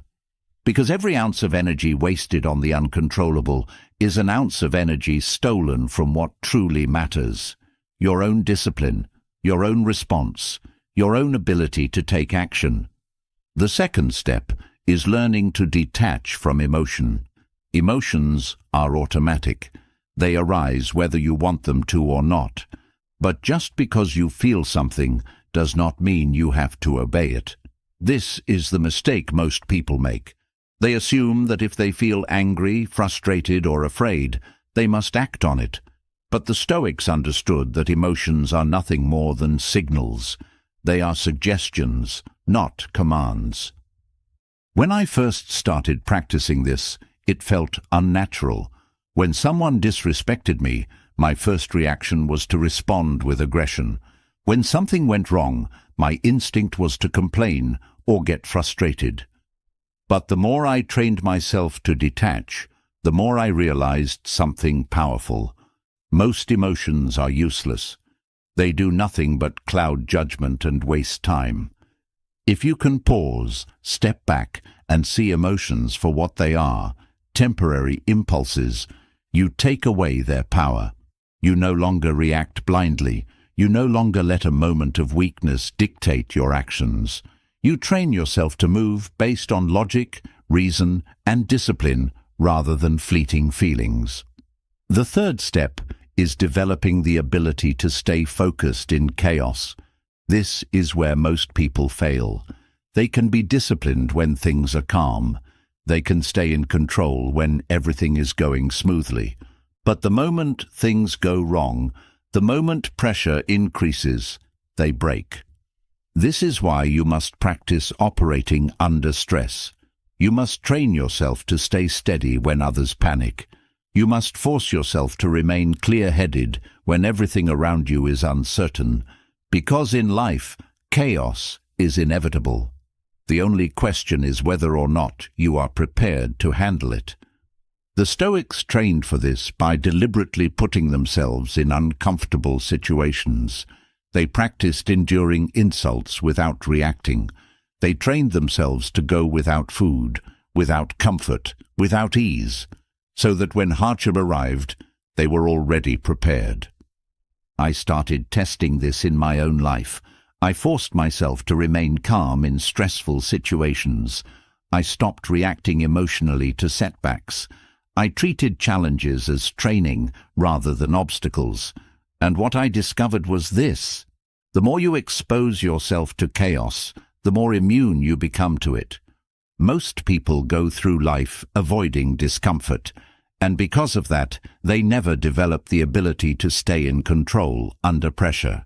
But if you train yourself to handle difficulty, if you put yourself in situations that test your ability to remain steady, you become unshakable. The final step is learning to move forward regardless of circumstances. Most people let external conditions determine their actions. If they feel motivated, they work hard. If they are in a good mood, they stay disciplined. But if things go wrong, if life becomes stressful, they slow down or stop completely. This is why they never reach their full potential. They allow the outside world to dictate their internal state. But the Stoic way is different. It does not matter what is happening around you. It does not matter how difficult things are. You act anyway. You remain disciplined anyway. You move forward anyway. This is what separates the weak from the strong. Weak people need conditions to be perfect. They need motivation. They need to feel a certain way. Strong people do not. They train themselves to be consistent no matter what. When I finally understood this, everything changed. I stopped waiting for the right moment. I stopped letting problems slow me down. I stopped allowing stress, emotions, and outside events to control me, and as a result, I became more focused, more disciplined, and more in control than ever before. This is what the Stoics knew. That real power is not found in controlling the world, but in mastering yourself. That the strongest person is not the one who dominates others, but the one who has complete control over their own mind. If you train yourself to follow this blueprint, you will reach a level of mental toughness that few people ever experience. You will no longer be a slave to emotions. You will no longer be controlled by external chaos. You will become someone who is completely unshaken, no matter what happens. And when you reach that level, nothing, no stress, no problem, no hardship, will ever have power over you again. There is one final lie that destroys more dreams, kills more discipline, and weakens more people than anything else. The belief that quitting is an option. No matter how strong someone thinks they are, no matter how much discipline they build, the moment they allow quitting to exist as a possibility, they have already lost. This is what separates those who achieve something great from those who stay stuck in mediocrity. It is not talent. It is not intelligence. It is not luck. It is simply commitment without an escape route. I had to learn this lesson the hard way. Like most people, I thought I was committed. I thought I had the discipline to push through anything.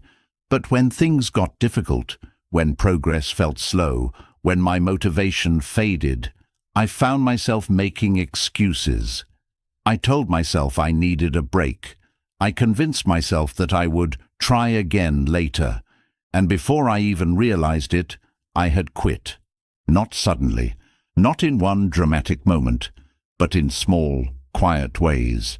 A missed day here, a lack of effort there, a slow drift into hesitation and doubt, until one day I realized I wasn't moving forward anymore.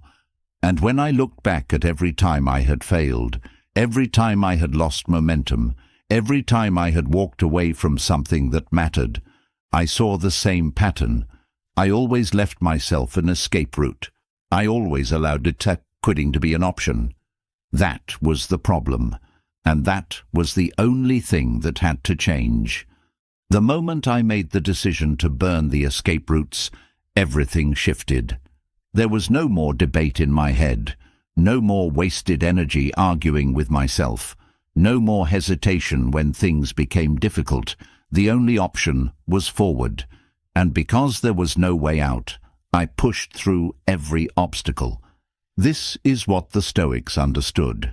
This is why they were able to endure suffering, pain, and hardship without breaking. They did not give themselves permission to stop. They did not allow weakness to be an option. Most people fail not because they are incapable, but because they keep quitting when it gets hard. They tell themselves they will start again later. They justify taking breaks that turn into months, years, and sometimes forever. But if you truly want to master yourself, if you want to achieve anything great, you must eliminate the possibility of quitting. You must remove every escape route and force yourself to move forward, no matter what. The first step to doing this is to understand the cost of quitting. People think quitting is harmless. They think stopping and restarting is normal.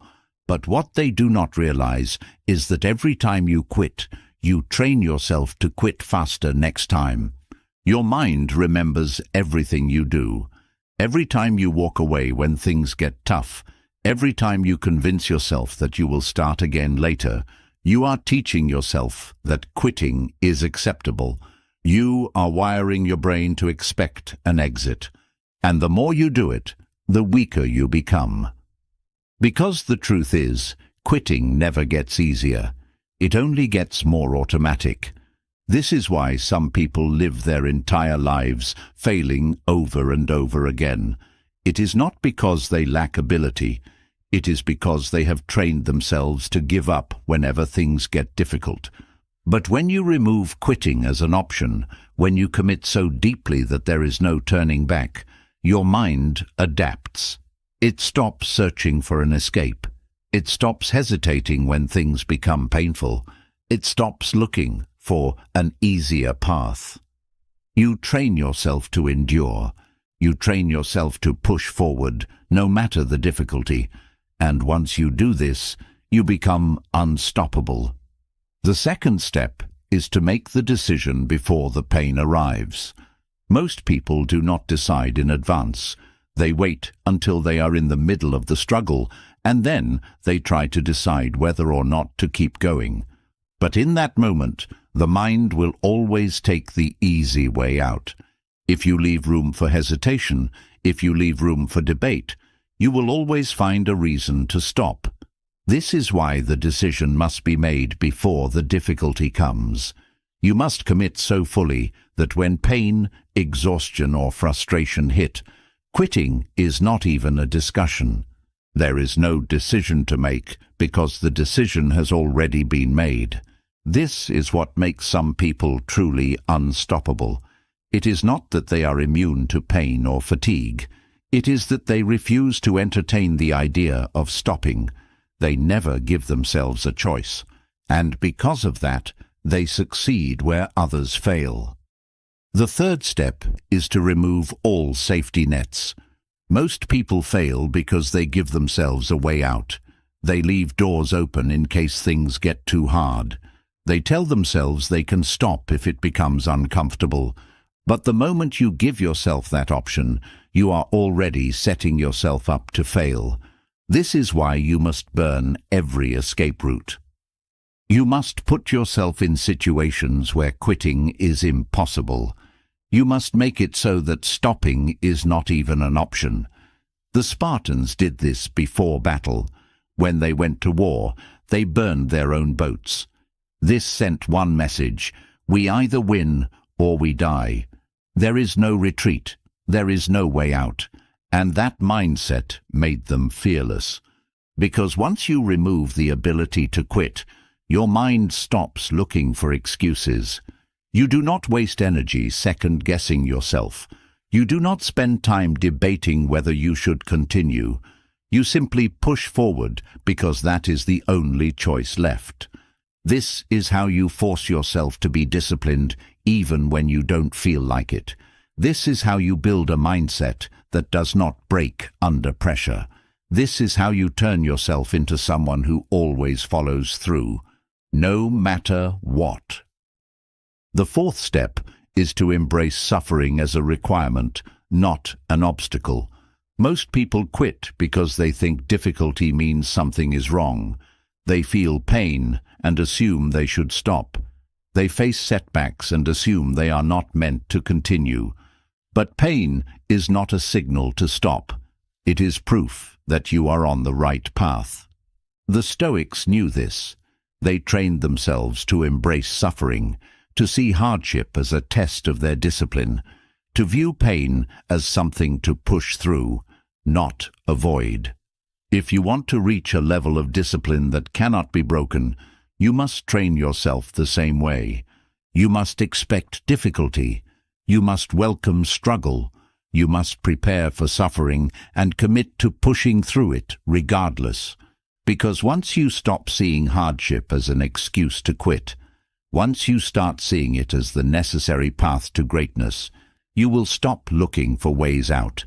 You will start looking for ways forward.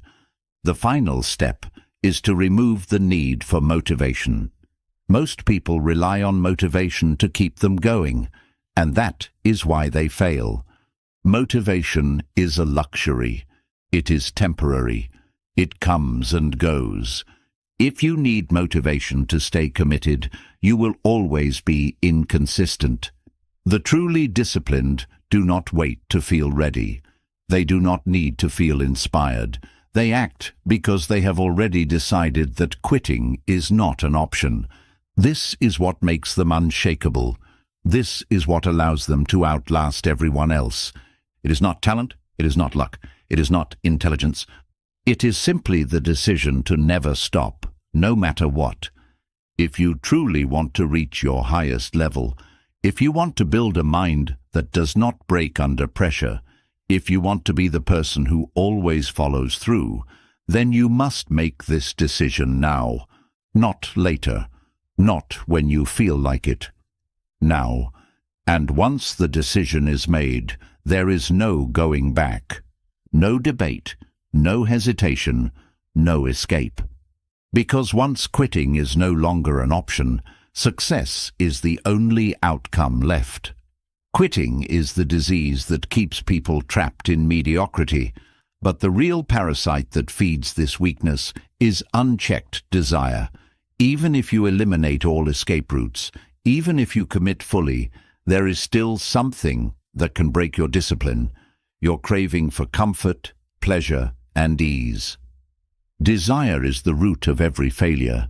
It whispers in your ear, urging you to take the easier path. It tempts you with instant gratification, distractions, and indulgence. It convinces you that you deserve a break, that you should reward yourself, that you have done enough. And the moment you give in, the discipline you have built begins to rot. The Stoics understood this. They knew that the only way to be truly in control of yourself was to strip desire of its power. To do this, they trained themselves to go without. They starved their temptations until they became nothing more than a quiet whisper in the background. They mastered the art of denying pleasure, not because they hated it, but because they refused to be its slave. Most people cannot do this. They are addicted to their wants. They seek comfort at every opportunity. They indulge in food, entertainment, distractions, and luxuries without restraint. and then they wonder why they cannot stay disciplined. I used to be like this. I thought I was in control, but in reality, my desires controlled me. I told myself I could stop whenever I wanted, but the truth was, I never even tried. I justified every indulgence. I convinced myself I deserved it, and every time I gave in, I was reinforcing weakness. The hardest truth I had to accept was this: if you cannot control what you consume, you cannot control yourself. It is not just about food. It is not just about entertainment. It is about every craving, every impulse, every small indulgence that keeps you weak. Every time you satisfy a desire without resistance, you reinforce the habit of giving in. This is why fasting is so powerful, not just from food, but from anything that tempts you. Fasting is the deliberate act of starving your desires until they serve you, not control you. The first step to doing this is to identify what controls you. Most people assume they are free, but if you take away their pleasures, you will see how dependent they really are. Try going a day without eating anything unnecessary. See how your mind reacts. Try going a week without mindless entertainment. Watch how restless you become. Try going a month without wasting money on things you don't need. Notice how hard it is. Your reaction tells you everything. If the thought of denying yourself something makes you uncomfortable, that thing has control over you. And if something controls you, it owns you. The second step is to strip pleasure of its power. People do not understand how much power their desires have over them until they deny them. They assume they can stop whenever they want, but they never actually put it to the test. When I first started fasting from pleasure, I felt like I was at war with my own mind. Every craving screamed louder. Every temptation became harder to ignore, but I refused to give in. And what I learned was this: desires are only strong because you keep feeding them. When you stop indulging, when you stop giving your temptations what they want, they begin to weaken. At first, they fight back, but over time they lose their grip. The cravings fade, the impulses quiet down. You realize that you never actually needed what you thought you couldn't live without. And when you reach that point, you become powerful. Because now, when temptation appears, it no longer has control over you.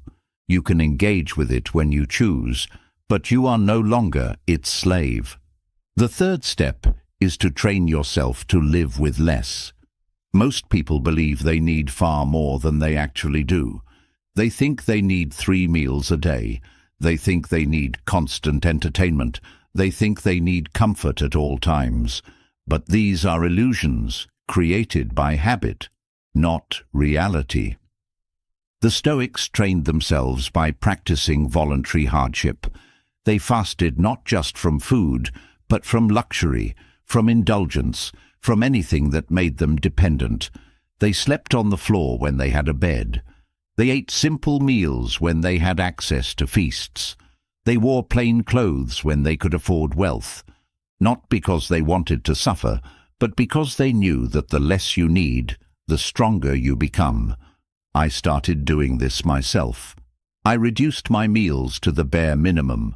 I removed unnecessary comforts. I stripped my life down to the essentials. And what I found was something powerful: freedom. Because when you train yourself to need less, nothing can control you anymore. The fourth step is to turn desires into tools, not chains. Most people see discipline as deprivation, but that is not the goal. The goal is not to eliminate pleasure forever. It is to make sure pleasure does not control you. If you deny yourself everything forever, you are still being controlled by desire, just in the opposite way. The key is to own your desires rather than be owned by them. Once you have starved your cravings and stripped them of their power, you can reintroduce pleasure in a controlled way. You can allow yourself enjoyment, but on your terms. not as a reaction to impulse, but as a deliberate choice. This is what separates the truly disciplined from those who merely suppress their desires. The goal is not to suffer. The goal is to be free. And true freedom comes when you can engage with pleasure without being enslaved by it. The final step is to make fasting a permanent practice. Fasting is not something you do once. It is something you integrate into your life forever.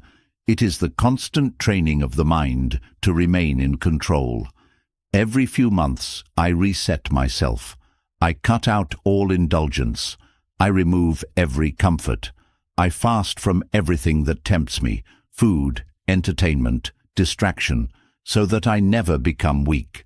Because the moment you stop training, the moment you become comfortable, weakness begins to creep back in. The Stoics understood this. That is why they never stopped. They knew that the mind, like the body, must be trained daily.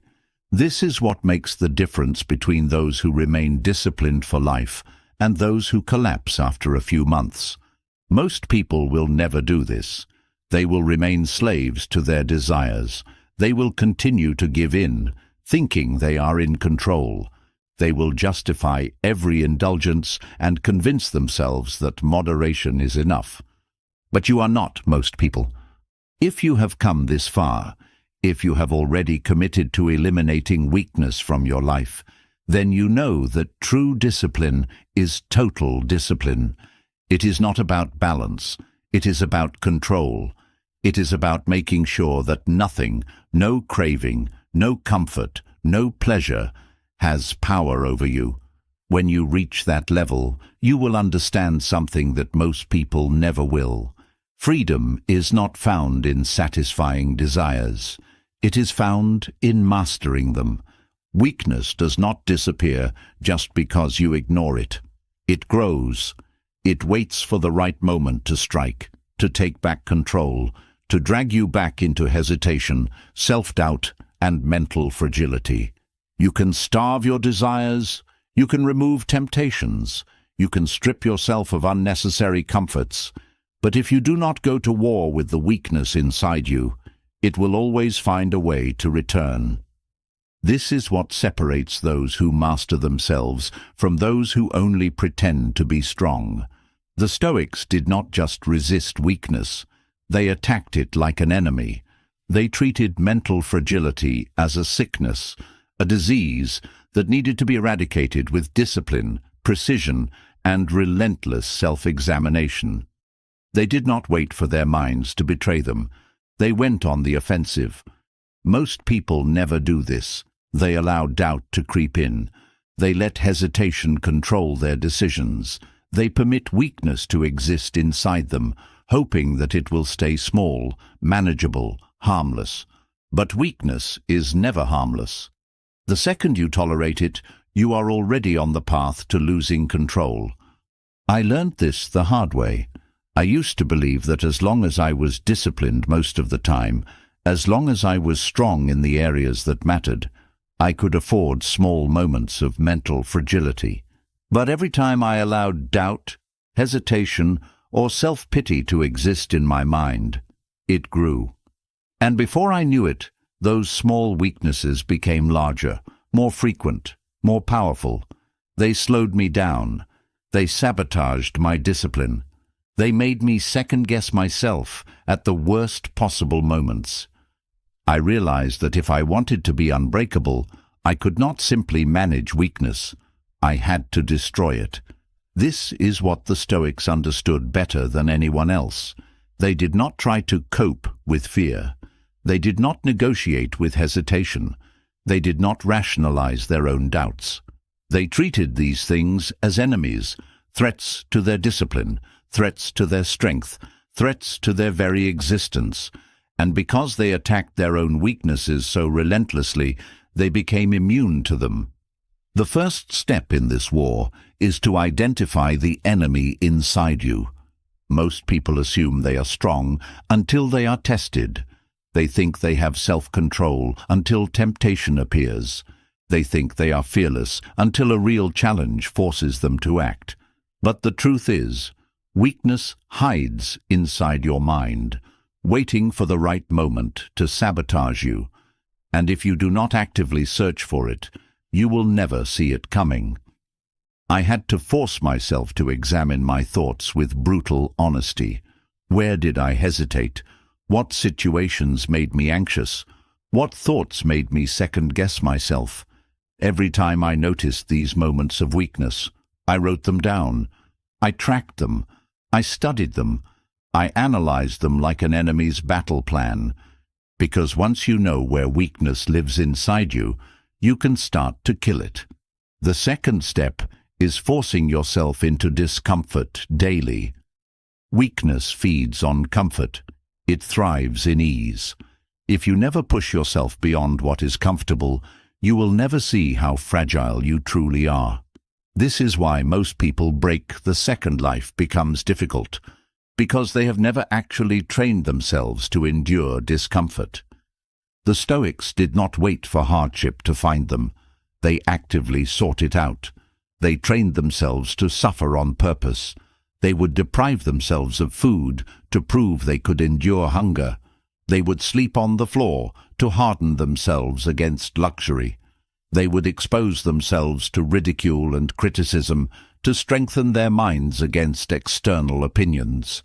They knew that mental strength is built the same way physical strength is, through stress, through resistance, through suffering. I had to start forcing myself into situations that made me uncomfortable. I stopped avoiding fear.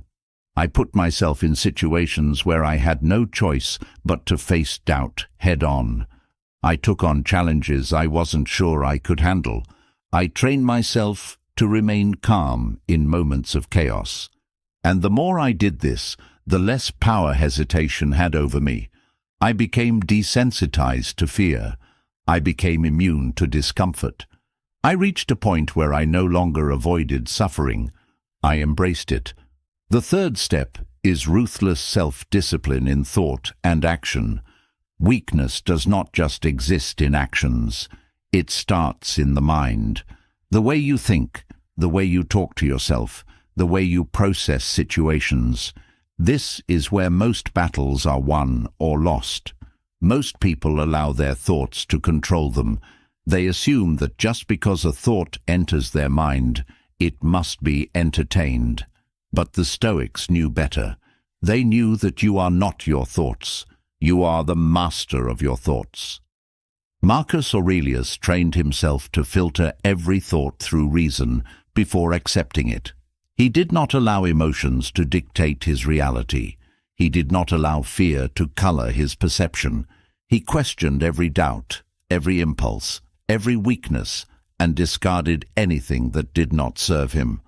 I started practicing the same thing.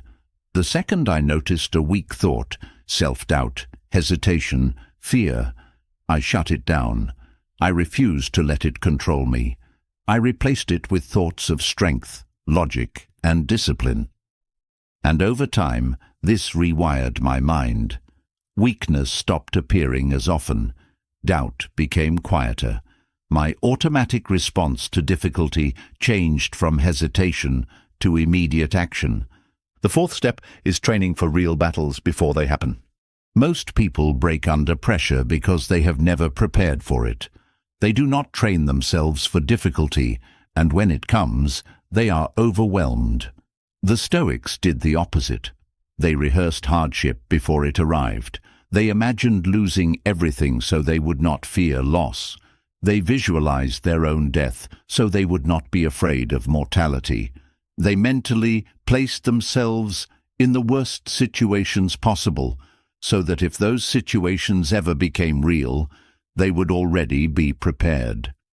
This is something I started doing every single day. I trained myself to anticipate difficulty, to expect obstacles, to be ready for worst-case scenarios. And because of that, I stopped being surprised by hardship. I stopped being shaken by setbacks.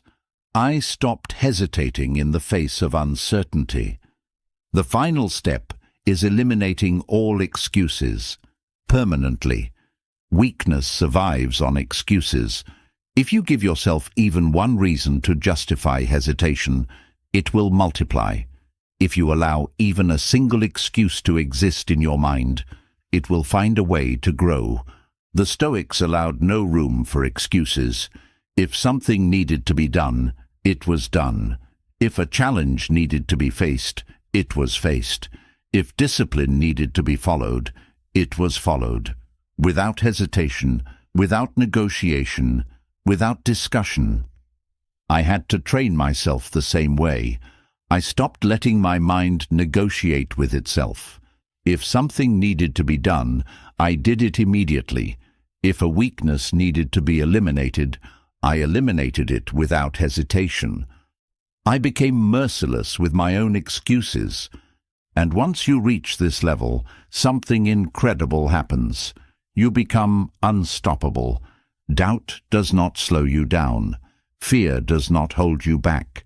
Hesitation does not control your decisions. Weakness has no home in your mind because you have spent every day actively destroying it. Most people will never do this. They will let their weaknesses live inside them.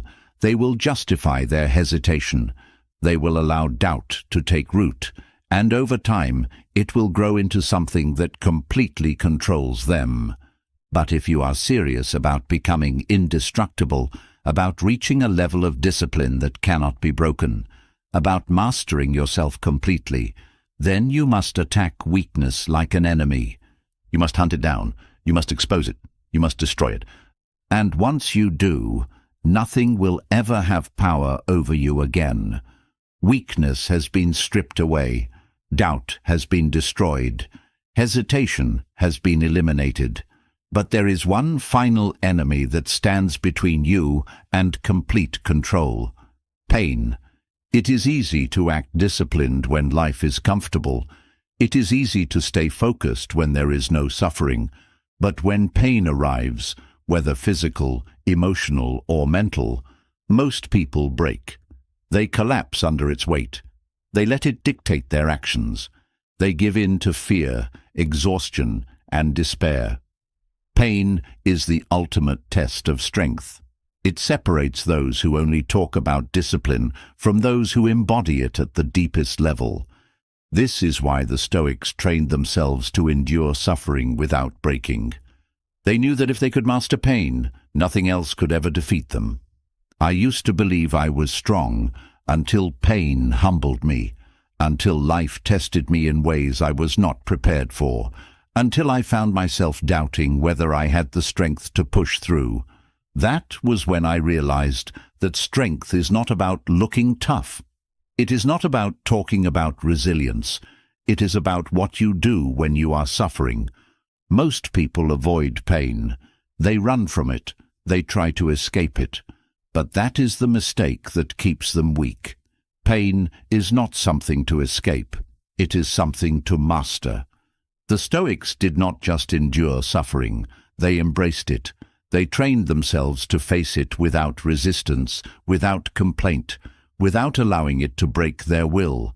And once they mastered this, they became untouchable. The first step in facing pain like a Stoic warrior is understanding that pain is inevitable, but suffering is optional. Most people believe that pain is the enemy. They assume that if they are hurting, something is wrong. But the truth is, pain is a normal part of life. It is unavoidable. You will experience pain, loss, struggle, and hardship. There is no escaping it. But suffering. Suffering is a choice. Suffering is what happens when you resist pain, when you fight against it, when you refuse to accept it. The Stoics understood this better than anyone. They knew that the moment you stop resisting pain, it loses its power over you. When I first started applying this, I realized something powerful. Pain is not the problem. The problem is how the mind reacts to it. The second step is detaching yourself from the pain. Pain feels overwhelming because people attach their identity to it. They say, "I am in pain," as if it defines them. But the Stoics trained themselves to separate their minds from their suffering. They observed their pain without letting it consume them. Epictetus, who was born a slave and lived with a permanently damaged leg, taught his students that pain is simply a sensation. It is not bad or unfair. It is only bad if you decide it is. He trained himself to see pain as nothing more than a signal, something that exists but does not control him, and because he refused to see it as something negative, he remained unshaken. I practice this every time I face discomfort. Instead of thinking, "This is unbearable," I trained myself to think, "This is only a feeling. It will pass. It cannot break me." And the more I did this, the less control pain had over me. It became something I observed, not something I feared. The third step is using pain as a weapon, not a weakness. Most people treat pain as an excuse to stop. They slow down when they feel discomfort. They back off when things become difficult. But the Stoics did the opposite. They used pain as a way to train themselves. They saw every moment of suffering as a chance to grow stronger, to build their endurance, to harden themselves. Seneca, one of the most powerful men in Rome, would deliberately place himself in situations of discomfort, just to remind himself that pain had no power over him. He would sleep on the floor when he had the luxury of a bed. He would eat the simplest food when he could afford feasts. He would deprive himself of comfort so that when real hardship arrived, he was already prepared. I took this lesson and applied it in my own life. Every time I faced pain, I treated it like a test. Instead of seeing it as something that was happening to me, I saw it as something that was happening for me. And once I started thinking this way, I became fearless. The fourth step is embracing voluntary hardship. If you wait for life to test you, you will always be caught off guard. This is why the Stoics trained themselves by seeking out difficult situations. They did not wait for pain. They chose it. They fasted when they did not have to. They exposed themselves to cold when warmth was available. They lived simply when they had the option for luxury. Not because they hated pleasure, but because they knew that a life without hardship makes you weak. I used to avoid discomfort. I thought that if I could just structure my life correctly, I could eliminate difficulty. But the more I avoided pain, the softer I became. So I changed. I stopped waiting for difficulty to come to me. I forced myself into it. I fasted regularly, not because I needed to, but because I wanted to train my mind. I exercised when I was exhausted. I took cold showers when I wanted warmth. And over time, my tolerance for pain increased. Most people only experience suffering when life forces it upon them. But if you train yourself to embrace hardship, you will never be caught unprepared. The final step is removing all complaints, forever. The moment you complain about pain, you give it power over you. Most people waste their energy resisting discomfort. They say, "This isn't fair." They focus on how hard things are. They tell themselves that they shouldn't have to go through what they are facing. But none of that changes reality. Complaining about pain does not make it disappear. It does not make it easier. It only makes you weaker. Marcus Aurelius, one of the most powerful emperors in history, faced war, betrayal, and personal tragedy. But he never complained. He understood that pain is part of the path. He knew that resisting pain only made it worse, so instead he accepted it completely. That is the mindset of a Stoic warrior. I trained myself the same way. I eliminated complaining from my mind. I removed phrases like, "This isn't fair," and replaced them with, "This is just another challenge. I will endure it." And once I stopped wasting energy on complaining, I realized something. Pain had no control over me anymore. Most people will never do this. They will continue to resist pain, to fear suffering, to let discomfort dictate their actions. But if you are serious about becoming unbreakable, you must go beyond endurance. You must embrace pain. You must use it as a tool. You must welcome it as a necessary part of your transformation. Because once you master pain, you master yourself. And when you master yourself, nothing can ever break you. Pain hardens the mind, but discipline keeps it in check. Strength alone is not enough. Even the strongest willpower can be sabotaged by one mistake. A single impulsive decision that throws everything off course. The greatest enemy of discipline is not just suffering or hardship. It is acting on impulse without control. The mind is constantly at war with itself. There is the disciplined part of you, the side that wants to be strong, that wants to stay focused, that wants to keep moving forward no matter what. And then there is the impulsive part, the part that looks for shortcuts, that craves pleasure, that wants immediate relief from discomfort. These two forces are always in conflict, and in the heat of the moment, impulse often wins. It happens fast.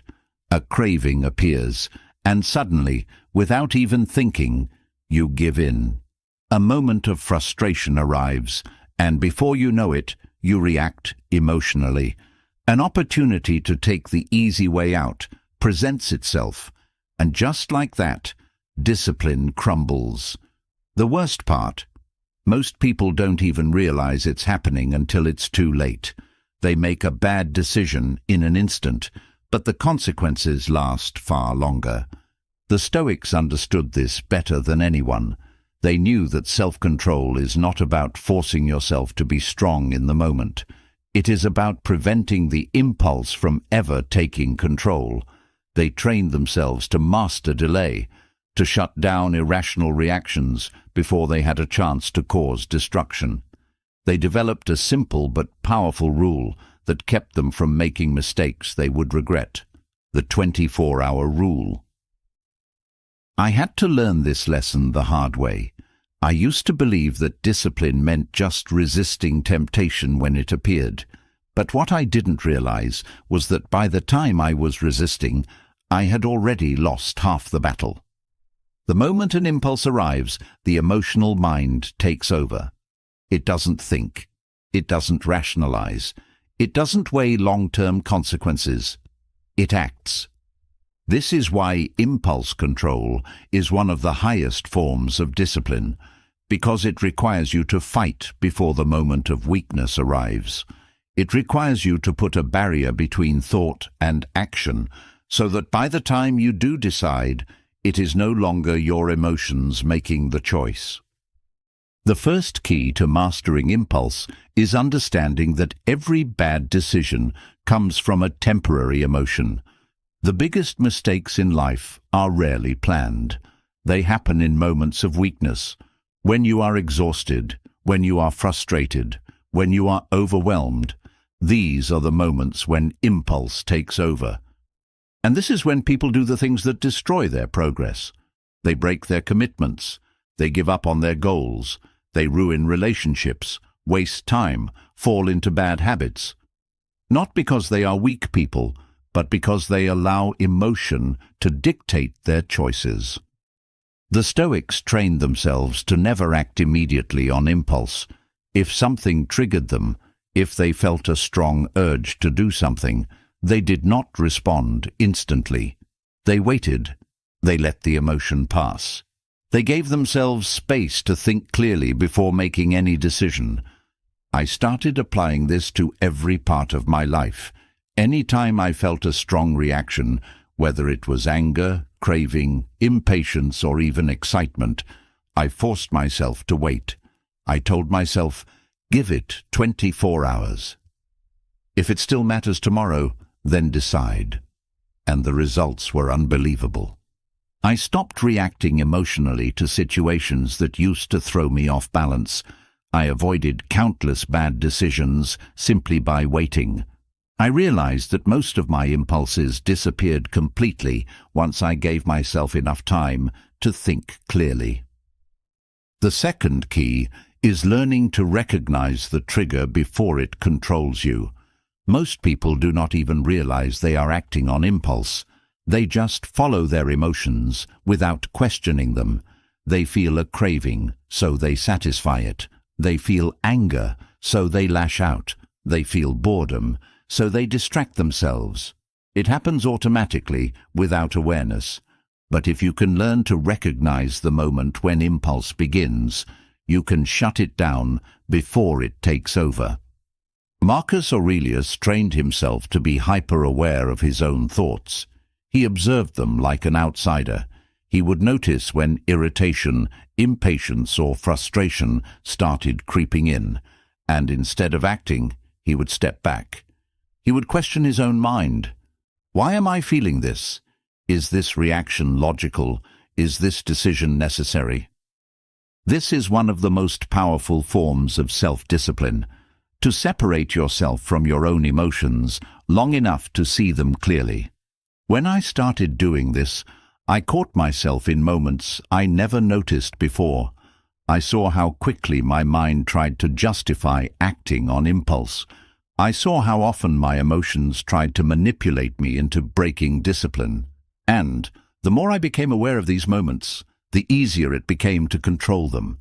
The third key is creating a delay between impulse and action. This is where the 24-hour rule becomes the most powerful. If an impulse appears, whether it is an urge to quit, a desire to indulge, or a strong emotional reaction, the rule is simple. Wait 24 hours before making a decision. This does two things. First, it forces you to step out of the emotional state that is driving the impulse. Emotions are temporary. What feels urgent in the moment often feels completely different once time has passed. Second, it gives your rational mind time to take control again. Instead of reacting impulsively, you are able to think. You are able to weigh the consequences. You are able to see the situation from a clear, logical perspective. Seneca taught that the greatest sign of wisdom is the ability to pause before reacting. He advised his students never to make important decisions while in a heightened emotional state. He understood that impulse is not logical. It is not rational. And because of that, any decision made under impulse is likely to be flawed.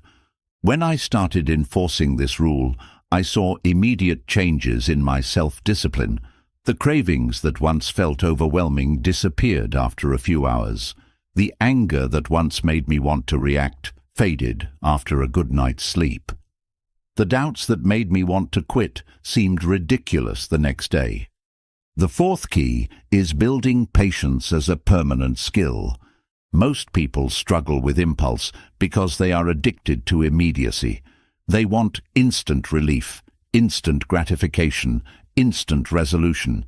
They do not know how to wait. They do not know how to sit with discomfort. They do not know how to delay reaction. But the more you train yourself to wait, the stronger your patience becomes. The stronger your patience becomes, the less power impulse has over you. The Stoics knew that control over one's emotions was the highest form of self-mastery. They believed that a person who reacts impulsively is enslaved by their emotions, but a person who can delay reaction, who can pause before acting, is truly free. I learned that patience is not something you are born with. It is something you train. Every time I forced myself to wait before acting, I was strengthening my ability to control myself. And over time, what used to feel impossible, resisting temptation, staying calm in stressful moments, making rational choices under pressure, became second nature. The final key is eliminating the habit of impulsivity forever. This is not a one-time trick. This is not something you do only when you remember. This must become a permanent part of how you operate. Every time you apply the 24-hour rule, you are retraining your brain. You are teaching yourself that reaction is a choice, not a reflex. You are building the habit of self-control so deeply that it becomes automatic. And once you master this, you become untouchable. Most people will never do this. They will continue to act impulsively, to let their emotions dictate their actions, to sabotage themselves without even realizing it. But those who train themselves to delay reaction, to control impulse, to act with logic instead of emotion, they become unbreakable. Because once you learn to master time, to use it as a weapon against weakness, there is nothing in life that can shake you. Mastering impulse control is a powerful weapon, but discipline must go deeper than simply resisting urges. If every moment of discipline feels like a battle, if every day is spent fighting against your own mind, then you have not truly mastered self-discipline. The highest level of control is not just forcing yourself to do what is difficult, but rewiring your brain so that discipline becomes your natural instinct. Most people rely on motivation. They wait to feel inspired. They chase fleeting bursts of energy, and when that fades, they fall back into comfort. But I realize that true discipline is not about forcing myself to suffer. It is about training my brain to crave discipline as much as it once craved comfort. The mistake I made for years was thinking discipline was something external. I thought it was about strict routines, hard rules, and constant self-denial. But the more I studied the Stoics, the more I understood that discipline is not just a set of actions. It is a way of thinking. It is a complete transformation of how the mind processes pain, effort, and reward. The reason most people fail is that their brain is wired to seek comfort as the highest priority. Every habit, every craving, every action is dictated by a simple equation: what brings the fastest pleasure with the least resistance? This is why so many people struggle to stay disciplined. Their brain associates effort with suffering, discomfort with pain, and challenge with exhaustion. They are literally programmed to avoid anything that feels difficult.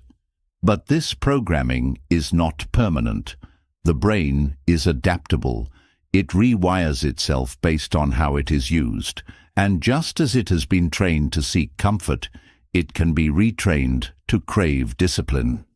The first step in rewiring the brain is changing its relationship with effort. For most of my life, I saw effort as something to endure. I forced myself to wake up early, to work harder, to push through discomfort. But deep down, I still viewed these things as sacrifices. I was still operating under the belief that comfort was the natural state, and discipline was an interruption. But the Stoics never saw effort as a burden. They saw it as the very source of strength. They knew that what the mind associates with pain or pleasure determines everything. If effort feels like suffering, discipline will always be exhausting. But if effort feels like growth, then discipline becomes addictive. I started to train myself differently. Instead of focusing on the pain of effort, I focused on the result.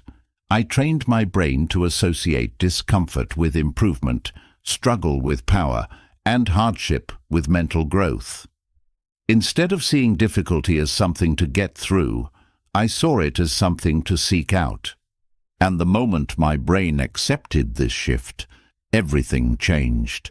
The second step is rewarding discipline, not comfort. Most people reinforce the wrong behaviors. They push through discomfort, but then they reward themselves with indulgence. They work hard, then treat themselves with laziness. They diet for a week, then binge on food as a reward. And every time they do this, they are programming their brain to see discipline as something negative and comfort as something positive. The brain learns through association. If you constantly associate hard work with exhaustion and pleasure with ease, you will always struggle with discipline. But if you reverse the equation, if you make discipline itself feel rewarding, your brain will start to crave it. I trained myself to feel satisfaction from effort itself. I removed the idea of needing a reward for discipline. Instead of thinking, I worked hard, now I deserve a break, I started thinking, I worked hard, and that alone is the reward. Instead of seeing struggle as something to escape, I saw it as proof that I was becoming stronger. At first, this felt unnatural. My brain resisted. It wanted comfort. It wanted escape. It wanted the easy path. But I refused to give in. I reinforced the feeling of pride, the sense of mastery, the internal reward that comes from doing what is difficult. And the more I practiced this, the more my brain started craving discipline on its own. The third step is turning discipline into identity.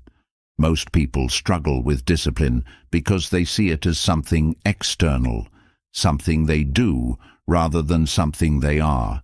They think of it as a temporary action rather than a fundamental part of their character. The Stoics never viewed discipline as optional. They never saw it as something to apply only when convenient. It was not a habit. It was their entire way of life. The moment you start identifying as a disciplined person, everything changes. If discipline is something you try to do, you will always fail when it gets hard. But if it is simply who you are, you will not need motivation. You will not negotiate with yourself. You will not waste time debating whether to act. You will just do it. I trained myself to eliminate the option of weakness. There was no, should I wake up early? I just did. There was no, should I push myself today? I already knew the answer. Discipline became as natural as breathing. The fourth step is making discipline automatic. The brain hates decision fatigue. The more choices you give yourself, the weaker your discipline becomes. Most people struggle with self-control not because they lack willpower, but because they exhaust it by making too many decisions. This is why the Stoics removed choice from discipline. They made their actions automatic. They did not waste time debating whether to train their mind, whether to push through hardship, whether to keep going. It was already decided. I stopped making discipline a choice. I structured my life so that discipline was the default state. I did not allow distractions. I did not entertain excuses. I did not leave room for negotiation. I set hard rules for myself, and I followed them without debate. And the result? Discipline became effortless. The final step is removing all dependence on external motivation. Most people fail because they rely on feeling like doing something, but motivation is a fleeting emotion. Some days it is there, some days it is not. And if your discipline depends on motivation, you will always be inconsistent. The Stoics never waited for motivation. They acted regardless of how they felt. They saw every action as a duty, not an option. I trained myself to operate the same way. If I did not feel like training, I trained anyway. If I did not feel like working, I worked anyway. If I did not feel like pushing myself, I pushed harder. And the more I did this, the less I needed motivation. Because I no longer relied on feeling like it, I became the kind of person who acts no matter what. Most people will never do this. They will continue to struggle with discipline because they have not rewired their minds to want it. They will fight against their own desires instead of changing them. They will wait for motivation instead of eliminating the need for it. But if you take these steps, if you train your brain to crave discipline, if you remove the false rewards of comfort and replace them with the real reward of strength, you will reach a level of control that few people ever experience. Discipline will no longer be a battle. It will be automatic. It will be instinctive. It will be who you are. And when that happens, you will no longer chase discipline. It will chase you. Rewiring the brain for discipline is the foundation, but without a daily practice to reinforce it, the mind will always try to return to comfort. No matter how strong you become, no matter how disciplined you think you are, if you do not condition your mind every single day, you will eventually slip. The Stoics knew this better than anyone. They understood that discipline is not something you achieve once. It is something you must train, test, and strengthen every single day. They did not leave their mental resilience to chance. They designed rituals to keep their minds sharp, unbreakable, and immune to weakness. This is where most people fail. They think discipline is a one-time decision. They assume that because they have been strong once, they will always be strong. But the mind does not work like that. Just like a muscle, it will atrophy without training. If you do not reinforce discipline daily, the mind will default back to its old patterns. And before you even realize it, weakness will creep back in. I had to learn this the hard way. I used to rely on bursts of motivation. I would push myself hard for weeks, thinking I had mastered discipline. But then life would get chaotic. Distractions would appear. One skipped routine would turn into two. And suddenly, I was struggling with the same mental battles I thought I had already won. That was when I realized that discipline is not about intensity. It is about consistency. The Stoics had a method for this, a ritual so powerful, so effective, that it ensured they would never slip into weakness. A single daily practice that kept their minds sharp and their discipline unbreakable. The first key to this ritual is mental preparation before the day even begins. Most people wake up and react to life. They roll out of bed and immediately start responding to the world. Emails, messages, distractions. They allow their external environment to dictate their mindset. But the Stoics never started their day without first training their mind. Marcus Aurelius, one of the most disciplined men in history, would begin every morning by reminding himself of what he would face. He would mentally prepare for hardship, for discomfort, for resistance. Before stepping into the world, he had already fortified his mind. I started applying this immediately. Every morning, before doing anything else, I sat in silence. I anticipated the challenges I would face. I reminded myself that discomfort was coming, that temptation would appear, that distractions would try to break my focus. And I made the decision, before the day even started, that I would not break. And the effect was immediate. Instead of being caught off guard by stress, I expected it. Instead of being overwhelmed by challenges, I had already prepared for them. My mind became like armor, impenetrable, unshaken, prepared for whatever came next. The second part of the ritual is deliberate exposure to discomfort. Mental preparation is important, but it is useless without action. The Stoics understood that thought alone does not make you strong. Training does. Every single day, they would voluntarily expose themselves to hardship. They would fast when they did not need to. They would go without comfort when comfort was available. They would put themselves in difficult situations on purpose. Not because they enjoyed suffering, but because they knew resistance is what makes the mind strong. This changed everything for me. I stopped waiting for difficulty to appear. I created it. I started doing things daily that forced my mind to battle against weakness. Cold showers were not about health. They were about teaching my brain to stop complaining. Fasting was not about dieting. It was about proving that hunger had no control over me. Physical training was not about fitness. It was about strengthening my willpower. And after weeks of doing this, something happened. My brain stopped resisting hardship. Instead of avoiding discomfort, I craved it. Instead of hesitating when things got hard, I embraced it. Instead of trying to escape struggle, I saw it as proof that I was growing stronger. The third part of the ritual is self-examination at the end of every day.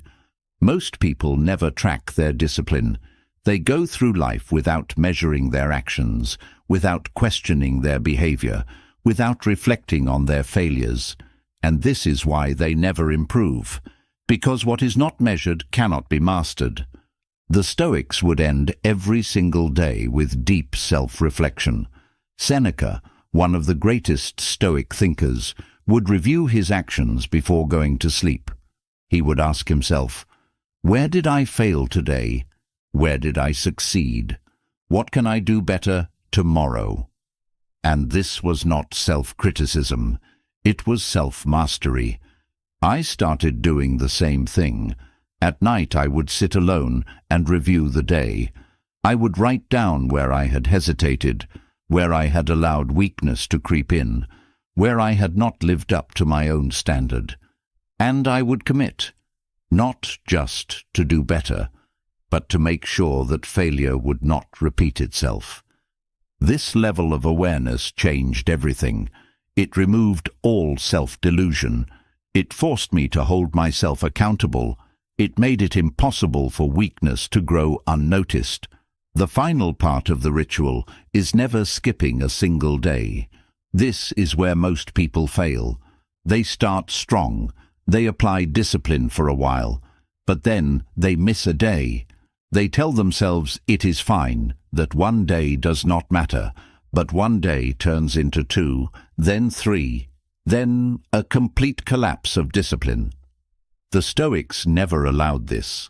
They understood that discipline is a chain, and once it breaks, it is difficult to rebuild. I learned to never skip. No matter how tired, no matter how distracted, no matter how chaotic life became, I showed up. I followed the ritual. I trained my mind. I did not allow excuses. And the result? Discipline became automatic. Most people will never do this. They will continue searching for motivation, waiting for the right moment, hoping discipline will somehow become easy. But those who apply this daily ritual will reach a level of self-mastery that few will ever understand. Because once you reinforce discipline every single day, it becomes unshakable. And when discipline becomes unshakable, you become unstoppable. The daily ritual builds discipline, but there is one final barrier that separates the strong from the weak. The mindset that allows no excuses, no complaints, and no retreat. Everything before this was training. Now, it is time to eliminate every remaining weakness that holds you back. The world is full of people who have trained, who have learned, who have pushed themselves to improve. But the ones who truly become unbreakable are those who remove every excuse from their thinking. Excuses are the language of failure. Complaints are the mindset of the weak.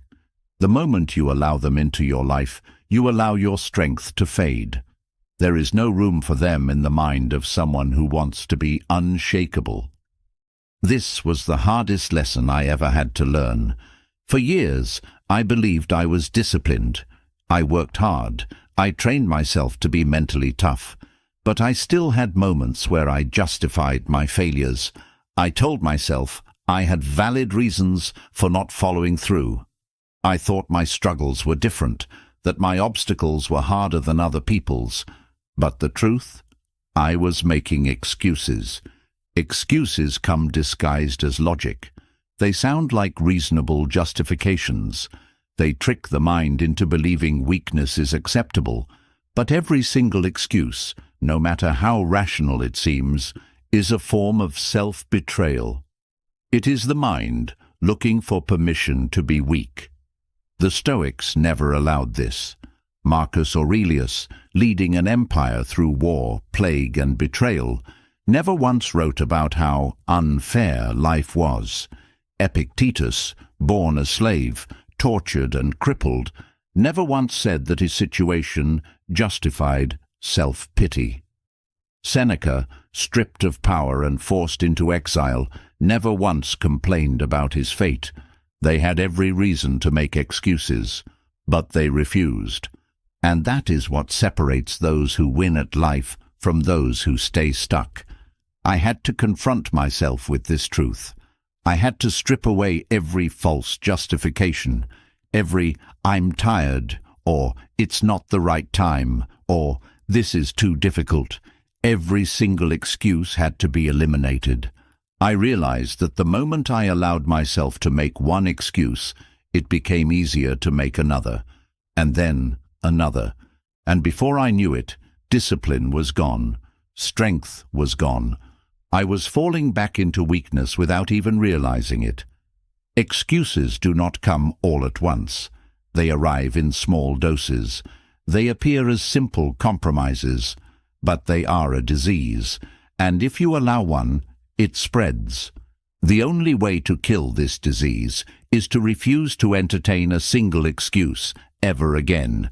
It does not matter if it is justified. It does not matter if it is logical. The moment you start arguing for your limitations, you are already defeated. I learned to tell myself one simple rule. If I set a standard, I follow it. No exceptions. No negotiating with myself. No "just this once." No bending the rules. It was hard at first. My mind fought back. It looked for ways to sneak in small justifications, but I refused to allow them. And the more I did this, the more I realized something powerful. Excuses only control those who listen to them.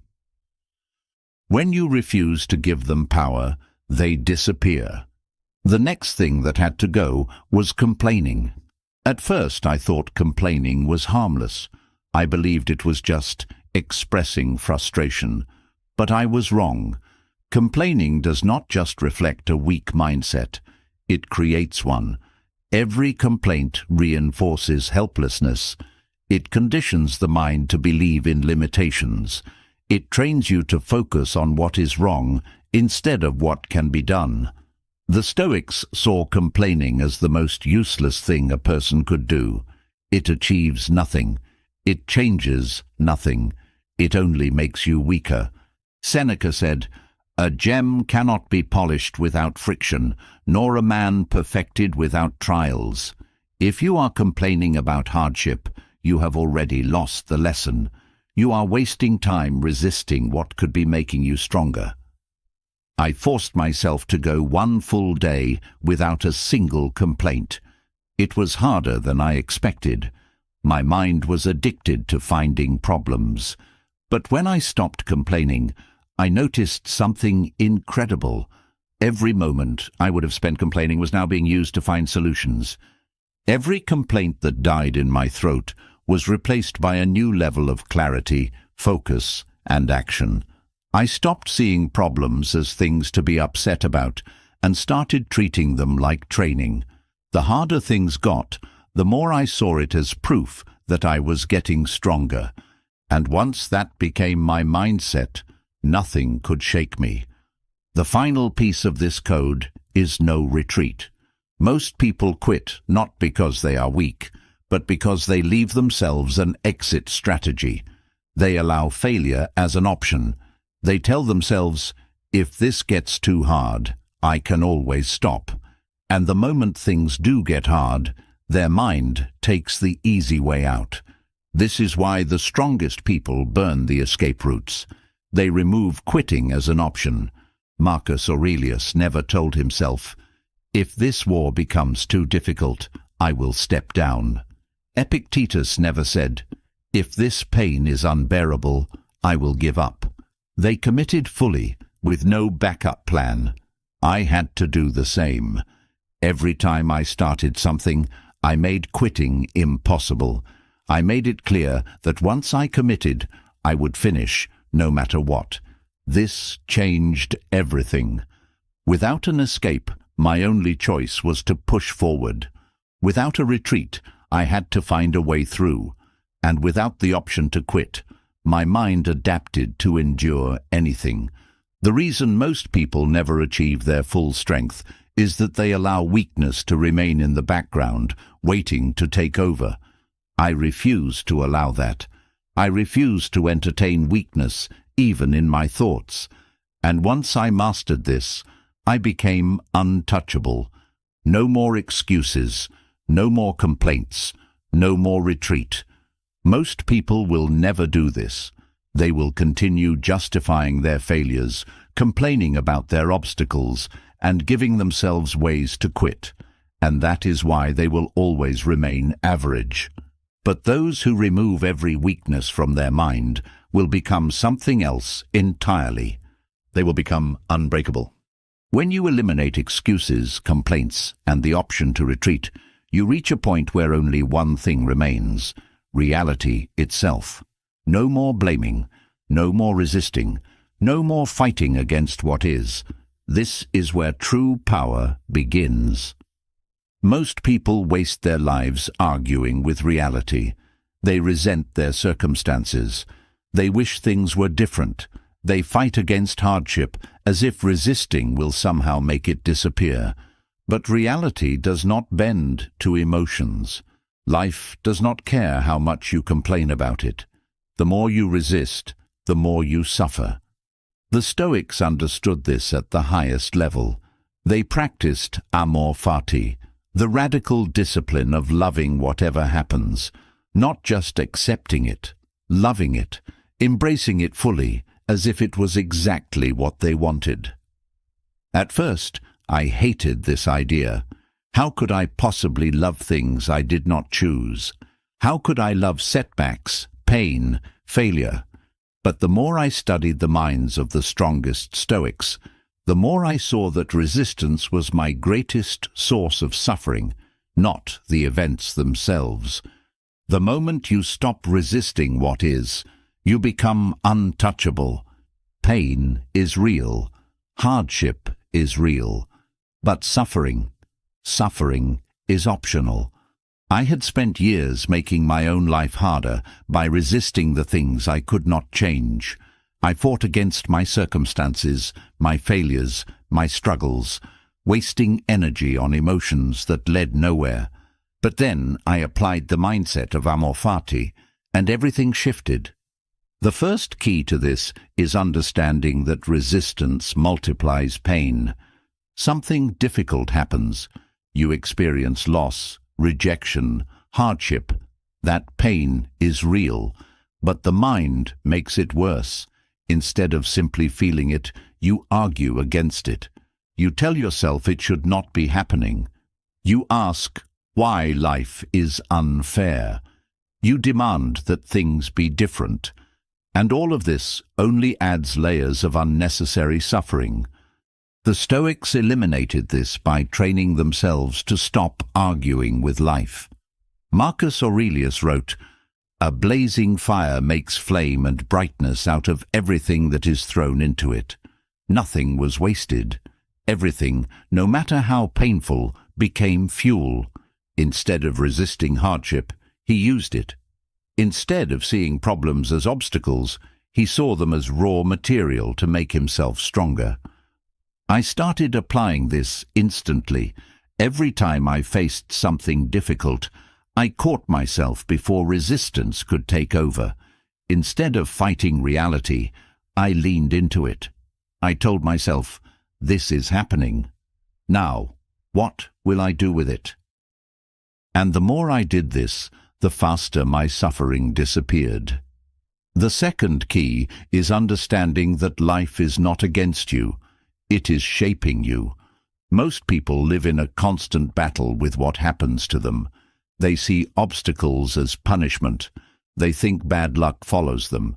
They take hardship personally. But the truth is, life does not care about you. It is neither against you nor for you. It simply is. The universe moves, events unfold, and whether they are good or bad is only a matter of how you choose to perceive them. The Stoics mastered this. They did not see struggle as something unfair. They saw it as the exact experience they needed to grow. Epictetus was born into slavery, beaten and mistreated, yet he never saw himself as a victim.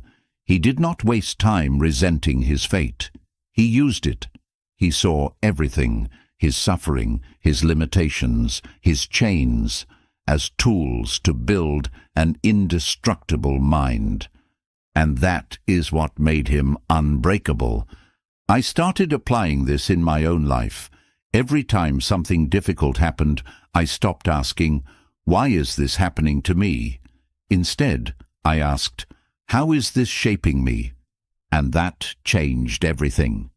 The third key is learning to fully embrace what is, instead of wishing for what isn't. Most people never find peace because they are always somewhere else in their minds.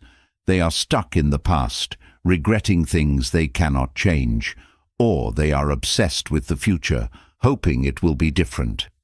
But this moment right now is the only thing that is real, and if you do not learn to embrace it fully, completely, with no resistance, you will never be free. The Stoics trained themselves to love exactly where they were. If they were in war, they embraced war. If they were in poverty, they embraced poverty. If they were betrayed, they embraced betrayal. Not because they were weak, but because they knew that fighting what already exists is madness. I had spent so much of my life wishing things were different, wanting a different past, hoping for an easier future. But the more I fought against reality, the more I suffered. The moment I accepted everything exactly as it was, I felt a level of power I had never experienced before. The fourth key is understanding that you do not have to like something to love it. This is what most people get wrong about amor fati. They think it means pretending to enjoy bad things. But loving something does not mean liking it. It means embracing it fully, whether it is pleasant or not. A fighter does not have to like pain, but he must love the fight. A warrior does not have to enjoy battle, but he must embrace the battlefield. Loving fate means refusing to let it weaken you. It means looking at every event and saying, "Good, now I get to become stronger." When things went wrong in my life, I stopped complaining. I stopped resisting. Instead, I told myself, "This is exactly what I needed. I will use this." And when you operate this way, nothing can break you. The final key is realizing that once you love fate, you control it. Most people believe they are at the mercy of life. They think fate controls them. They believe they have no power. But the moment you embrace amor fati, you take full control. Because now, nothing can work against you. Every setback is fuel. Every hardship is training. Every pain is growth. The people who suffer the most are the ones who refuse to accept reality. The ones who never grow are the ones who resist life itself. The Stoics knew that when you love fate, you win no matter what happens. That is why they were fearless. That is why they never broke. That is why they were unshakable in the face of anything. Most people will never live this way. They will continue resisting, fighting against things they cannot change, making themselves suffer needlessly. But those who embrace amor fati, who train themselves to love every single event, no matter what, will become something else entirely. They will become truly free. Loving fate is the foundation, but what comes next is the real test. What will you do with it? Amor fati is not passive. It is not about sitting back and accepting life as it is. It is about taking every single thing, no matter how difficult, and using it to become unrecognizable from the person you are today. Most people want to change. They talk about becoming stronger, more disciplined, more powerful, but they do not understand that real transformation is not about small improvements. It is about becoming someone completely different. The version of you that is unshakable, unstoppable, and unbreakable cannot be built through half measures. If you look at your life right now and recognize yourself from a year ago, 5 years ago, 10 years ago, then you have not transformed. You have simply maintained. That is not growth. That is stagnation. The person I was before I truly committed to self-transformation is a stranger to me now. That version of me was weak. That version of me was controlled by emotions, distractions, and comfort. That version of me made excuses and justified weakness. That version of me no longer exists. I had to kill the old me. I had to destroy the mindset that kept me small. I had to break every habit that held me back. I had to become someone the past version of me would not even recognize. The first step in true transformation is breaking all ties with weakness. Most people try to change while keeping a connection to their old ways. They still engage in the same distractions. They still keep the same toxic people around. They still indulge in the same comforts that made them weak in the first place. And they wonder why transformation never happens. When I committed to becoming unrecognizable, I cut off everything that did not align with who I wanted to be. I stopped seeking entertainment and started seeking mental fortification. I stopped surrounding myself with people who reinforced comfort and started aligning with those who lived with discipline. I burned the bridges to my old self so completely that there was no way back. The second step is rebuilding identity from the ground up. I had to strip away every false belief that was holding me back, every thought of "I can't," every assumption of "I'm not that kind of person," every excuse disguised as a personal trait. Most people stay the same because they identify with their weaknesses. They say, "I'm not a morning person. I've always struggled with self-control. I just don't have the motivation." They reinforce their own limitations by making them part of who they are. I had to destroy those lies. The version of me I was building did not tolerate limitations. He was not weak. He did not seek comfort. He was not held back by old habits. I told myself daily, the person I am now is dead. I am only who I choose to become. The moment you stop identifying with weakness, you remove its power. The third step is conditioning the mind to embrace difficulty as its new normal. People want transformation without suffering. They want growth without discomfort. They want to be stronger without enduring anything that requires strength. This is why most people will never change. I knew that if I wanted to become someone unshakable, I had to put myself through conditions that shook me. I stopped waiting for life to test me. I created my own tests. I denied myself comfort. I trained when I did not feel like training. I forced myself into situations that demanded mental toughness. And I did this every single day until difficulty felt natural. There is no other way. If you avoid struggle, you stay weak. If you resist challenge, you stay the same. The Stoics voluntarily walked into hardship because they knew that growth does not happen in comfort. The fourth step is relentless commitment to self-discipline with no negotiations. Most people negotiate with themselves. They decide to work hard, but then they allow exceptions. They say they will push through, but then they make compromises, and before they realize it, they are right back where they started. When I committed to becoming unrecognizable, I stopped negotiating. I did not let feelings dictate my actions. I did not allow fatigue to be an excuse. I did not entertain weakness for a single moment. Discipline was not optional, it was law. And this was the real difference. Most people think discipline is about motivation, but it has nothing to do with feelings. It is about setting an order for your life and following it without hesitation, without debate, without excuse. When I eliminated negotiations, I freed myself from inconsistency. The fifth step is making discomfort permanent. People think they can train discipline for a period of time and then go back to comfort. But the moment you go back, you start to weaken. I made the decision. Comfort is no longer an option.